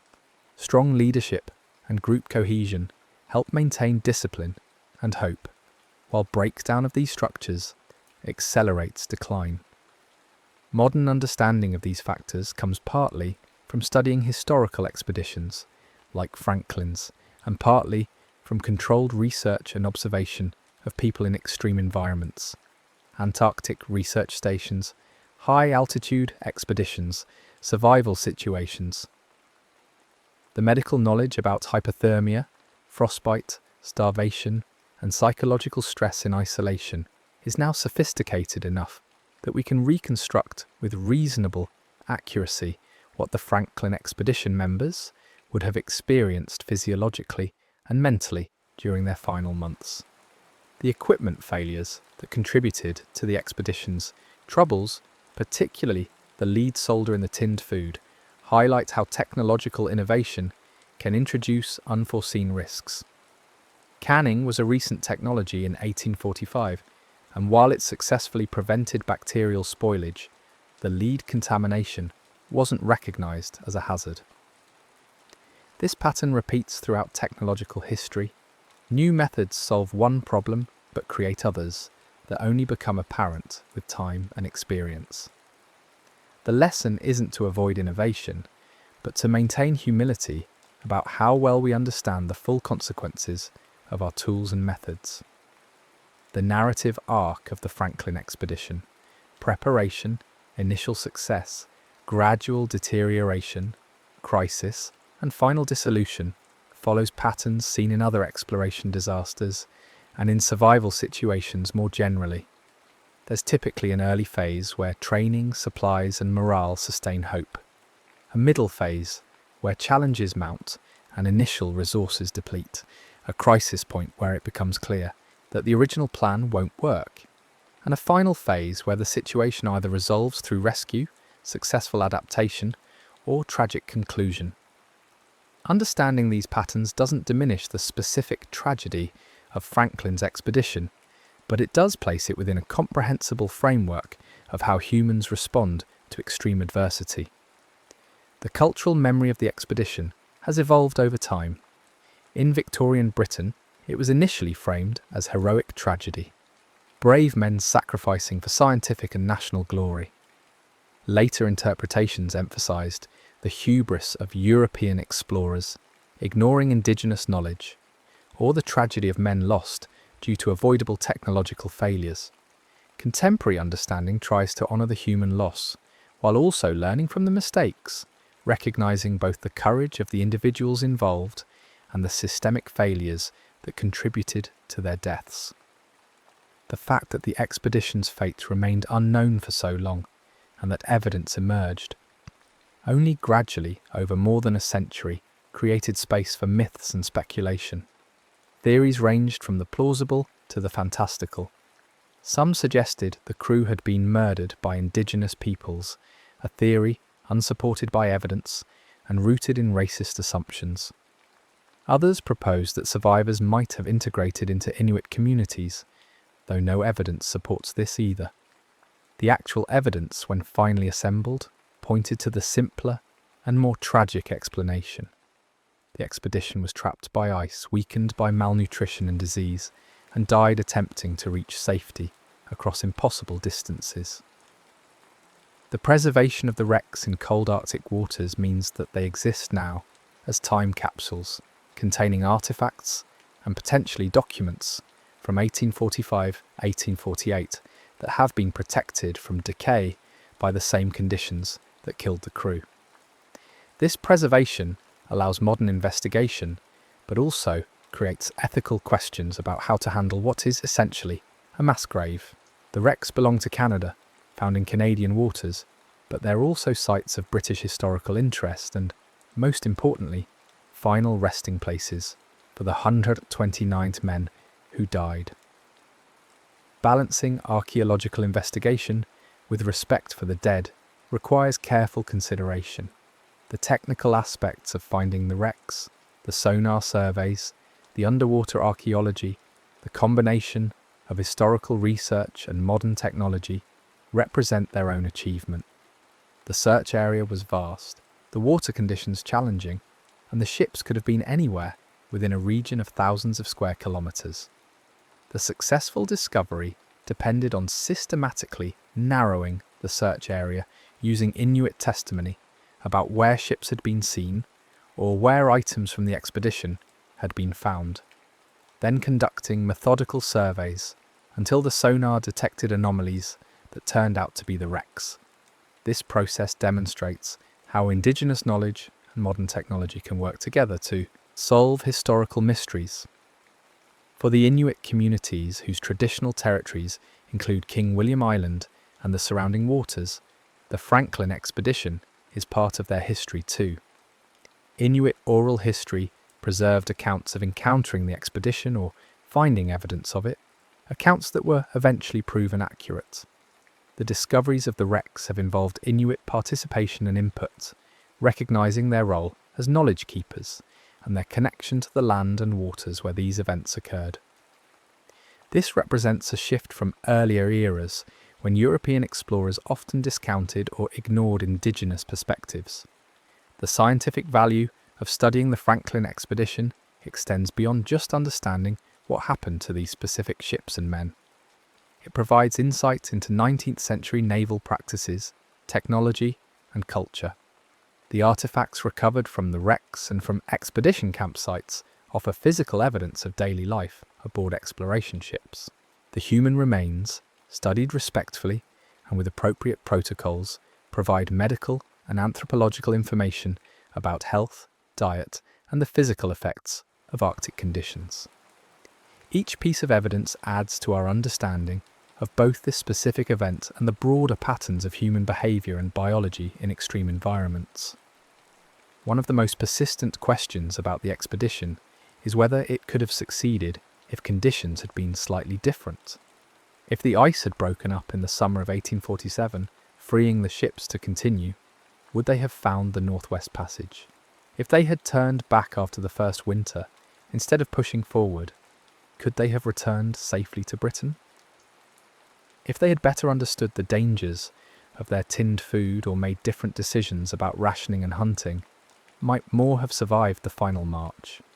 These counterfactuals are ultimately unanswerable, but they highlight how narrow the margin between success and failure can be in extreme environments, and how cascading failures, one problem creating another, which creates another, can overwhelm even well-prepared expeditions. The Northwest Passage that Franklin sought is now regularly traversed by ships, though it remains challenging and requires icebreaker support or specially equipped vessels. The route isn't economically significant for commercial shipping in the way 19th century planners hoped. It's still slower and more hazardous than southern routes, but it exists as a navigable waterway during summer months. In this sense, Franklin's goal was achievable, just not with the technology and knowledge available in 1845. The long silence after the expedition disappeared, years during which Britain didn't know whether the ships were still progressing, trapped, or destroyed, created its own kind of suffering for the families of the crew members. Letters were written that would never be delivered. Hopes were maintained long after any realistic possibility of survival had passed. The searches that were launched brought back fragments of information, each piece both confirming fears and raising new questions. This prolonged uncertainty, the slow revelation of tragedy, became part of the expedition's legacy. From a physical oceanography perspective, the waters where the ships were trapped are interesting because they represent a transition zone between the relatively open waters of the Western Arctic and the ice-choked channels of the Arctic archipelago. Ocean currents, air temperature, and the presence of land all influence ice formation and movement. The ships were caught in an area where multiple factors conspired to keep ice consolidated rather than breaking up seasonally. Understanding these ice dynamics, how sea ice forms, how it moves, what causes it to break up or persist, has been crucial for modern Arctic navigation and for predicting how the Arctic will respond to climate change. The psychology of the expedition's final months invites consideration, but resists definitive conclusions. We can imagine the discussions among officers about when to abandon ship, the debates about what to carry, the calculations about rations and distances. We can infer the deteriorating morale, the deaths that must have demoralized survivors, the physical weakness that made every day's march an ordeal. But the actual thoughts and feelings of the men remain inaccessible. The note at Victory Point gives us only the barest facts, written in official language that reveals little of the emotional reality behind the decisions. The role of scurvy in the expedition's decline deserves particular attention because it was a preventable condition, though the prevention wasn't well understood in 1845. Vitamin C is readily available in fresh foods, including fresh meat if organ meats are consumed, and many Arctic animals could have provided it. The expedition's failure to hunt successfully enough to supplement their tinned provisions, combined with the poor vitamin C content of those preserved foods, created the conditions for widespread scurvy. By the time the disease became severe, the crew would have been too weak to hunt effectively, creating a vicious cycle of declining health and declining ability to obtain the fresh food that could have reversed the decline. Temperature's effects on human physiology are relentless. The body burns calories to maintain core temperature. Heat is being constantly lost to the environment and must be constantly regenerated through metabolism. In extreme cold, this heat loss accelerates, requiring more food to fuel metabolic heat production.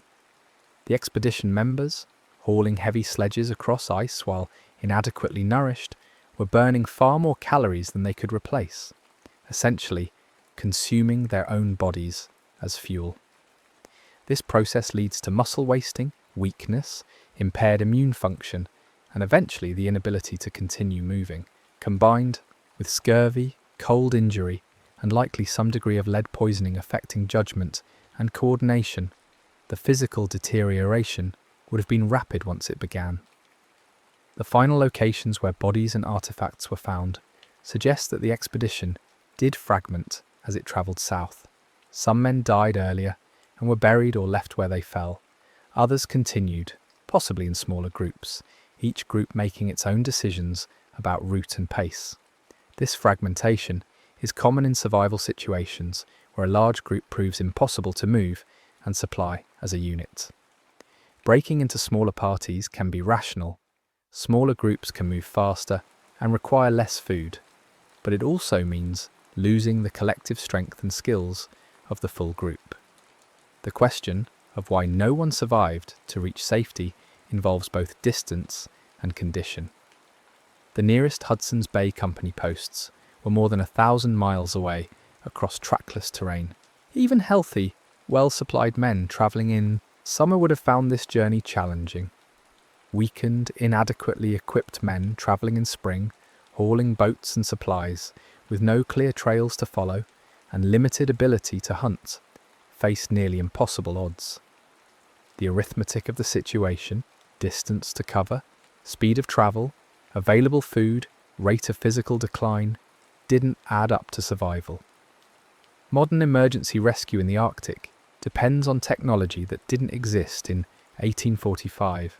Aircraft that can reach remote locations quickly, satellite communication that allows stranded parties to call for help, weather forecasting that helps avoid the worst conditions, and medical knowledge that enables treatment of cold injury, hypothermia, and malnutrition. Without any of these advantages, the Franklin expedition members were entirely dependent on their own resources and on reaching safety through their own efforts, a challenge that proved too great. The Arctic environment preserves evidence in ways that other environments don't. Bodies that would decay rapidly in temperate climates remain frozen in permafrost. Artifacts made of materials that would rust or rot in moist conditions remain intact in the dry cold. Wooden ships sunk in cold water are protected from the organisms that would consume them in warmer seas. This preservation has allowed modern investigation to recover evidence that would otherwise have been lost, turning the Arctic itself into an archive that maintains records of human activity across centuries. The intersection of indigenous knowledge and European exploration remains one of the important lessons from the Franklin story. Inuit hunters and travellers understood ice conditions, seasonal patterns, and the locations of game. They had clothing and technology adapted to Arctic conditions. Later European explorers who learned from Inuit knowledge were more successful. Franklin's expedition, operating with British naval procedures and equipment without adequate integration of local knowledge, was at a significant disadvantage. This isn't to say that Inuit knowledge could have guaranteed success. The Arctic is dangerous even for those who know it well, but it certainly could have improved the expedition's chances. The cultural production inspired by the Franklin expedition, the ballads, novels, paintings, and memorials, reflects how Victorian Britain processed the tragedy. It was cast as a story of heroism and sacrifice, of men dying in service to science and nation. This framing served psychological and political purposes, turning loss into meaning, but it sometimes obscured the simpler reality that the expedition failed due to a combination of bad luck, technological limitations, and mistaken decisions. Modern retellings tend to be more critical, examining what went wrong and why, but they still struggle with the fundamental inscrutability of events that left no detailed record. The ships themselves, now resting on the Arctic seafloor, continue to hold information that hasn't yet been recovered. Future archaeological expeditions may enter the wrecks and find logs, journals, or other documents that could provide first-hand accounts of what happened. They might find personal effects that illuminate who these men were beyond their names on crew lists. Each artifact recovered adds detail to our understanding, though it's unlikely that any discovery will completely dispel the mystery or fully answer every question about the expedition's final months. The long-term impact of the Franklin disaster on Arctic exploration was significant. It demonstrated the limits of relying on technology and provisions alone. Without adequate understanding of local conditions and indigenous knowledge, it showed the dangers of lead contamination in food supplies, leading to changes in canning technology. It provided cautionary lessons about route selection, timing, and the importance of flexibility in planning. These lessons, learned at tremendous cost, contributed to safer practices for later expeditions. The fact that both wrecks were found in relatively shallow water, largely intact, suggests that they settled to the bottom gradually rather than being catastrophically destroyed by ice. This raises intriguing possibilities about their final voyages after being abandoned. Did they drift in pack ice released from their initial trapped position, but carried by currents and ice movement? Were they briefly reoccupied by some of the crew, attempting to return or seeking shelter? The physical evidence from the wrecks may eventually answer these questions, but for now, they remain matters of speculation and ongoing investigation. In the end, the Franklin expedition stands as a profound example of human ambition meeting environmental reality. The men who sailed in 1845 were well-trained, well-equipped by the standards of their time, and pursuing a worthwhile goal. They weren't reckless or naive, but the combination of factors they faced, the particular ice conditions of those years, the lead contamination in their food, the distances involved, the limitations of their technology and knowledge, created a situation from which there was no escape. The Arctic kept their ships for more than 170 years, silent and intact, until technology and persistence finally located them, bringing partial resolution to a mystery that has fascinated and haunted people for generations. The story reminds us that, even with careful planning and brave effort, some environments demand more than we can provide, and the consequences of miscalculation can be absolute and final. The next story is about to begin. Please relax and enjoy.